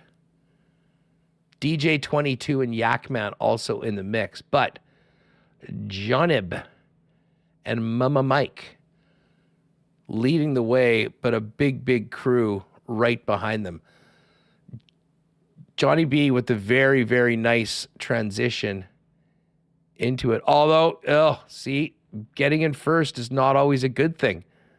Now he's getting jammed up by all these other marbles that are coming, and it is in fact, he will be in last, but then he'll be in first again. Oh, we've got some more marbles going over the top rope.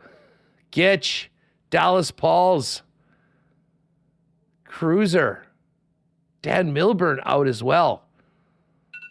There's a lot of shrapnel here right now. I don't think I remember losing as many marbles like this before. Everyone seemed to be so close, so guys were just getting knocked off when everything went up. All right, we've got our first group coming in, and I think it is Mike, Johnny B, the guys that were in first beforehand. See that second group coming hot? Yeah, big time.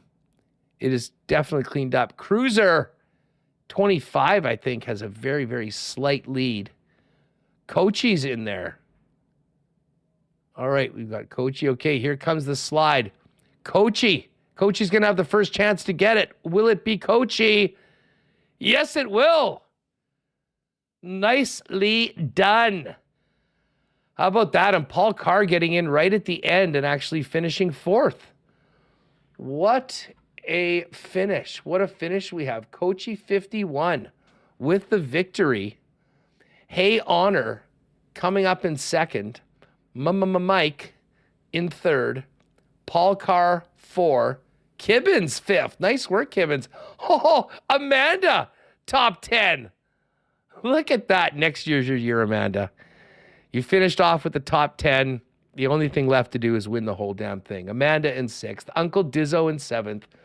Patrolman Pete 8th. Yakman 9th. And the Cruiser 24 10th. But the winner, Coachy 51. Well done. Congratulations to Coachy and all of our marbles winners so far this year. I know we've actually had a winner from Brandon that is popping by just in the next couple minutes to pick up their hoodie. Coachy, fire us an email, winnipegsportstalk@gmail.com. Make arrangements next week for you to come and get it. And Remo, that's going to do it for another year. Can you believe it? We're just like over 2 months away from our 3rd anniversary. And maybe we're kind of figuring out a good time to do the Marbles Tournament of Champions. But maybe in and around the 3rd anniversary might be a good time to do that as well. Oh, yeah. We should have some celebration into it. Yeah, exactly. It'll be a month worth of celebrations on WST. But listen, what a year it's been. Can't thank everyone enough. Obviously, a huge thanks to all the sponsors that have been with us throughout the year, making it happen. Although as we go into 2024, do have some opportunities. If you were thinking about maybe getting involved with Winnipeg Sports Talk, we'd love to talk to you about it. winnipegsportstalk@gmail.com. Hook up and talk offline. But other than that, Remo, only one thing to do, or 2 things to do actually, before the ball drops. And that's hopefully beat the Minnesota Wild twice. Tomorrow at 1 p.m. here in Winnipeg and at 1 p.m. in St. Paul on Sunday. Yeah, I forgot to say, Ken needs to wake up us after suggesting that was a reverse hit from the most blatant interference cheap shot maybe I've ever seen. Played the puck and just drilled a guy who was back checking. So unnecessary, so needless. Knocked out one of the Jets' top players for the playoffs. Absolutely disgusting. Ryan Hartman, thinking of him makes you want to throw up. So just how egregious and dirty that play was. Ken just glossing over that. I know what he's trying to seem Reverse hit. Impartial. Yeah, that was a wake up. That was a full wake up from Ken. Final act of 2023 was delivering a reverse wake up to Ken Wiebe on WST. Yeah. Ken, come on. Gang, thanks for everything. And we'll look forward to seeing you live on Tuesday. Don't forget, on Monday, check the YouTube channel for some new content, Best of Bones, recap of the weekend and the last week for the Winnipeg Jets. And then we're getting after it with a game day show on Tuesday with the Tampa Bay Lightning in town to take on the Winnipeg Jets.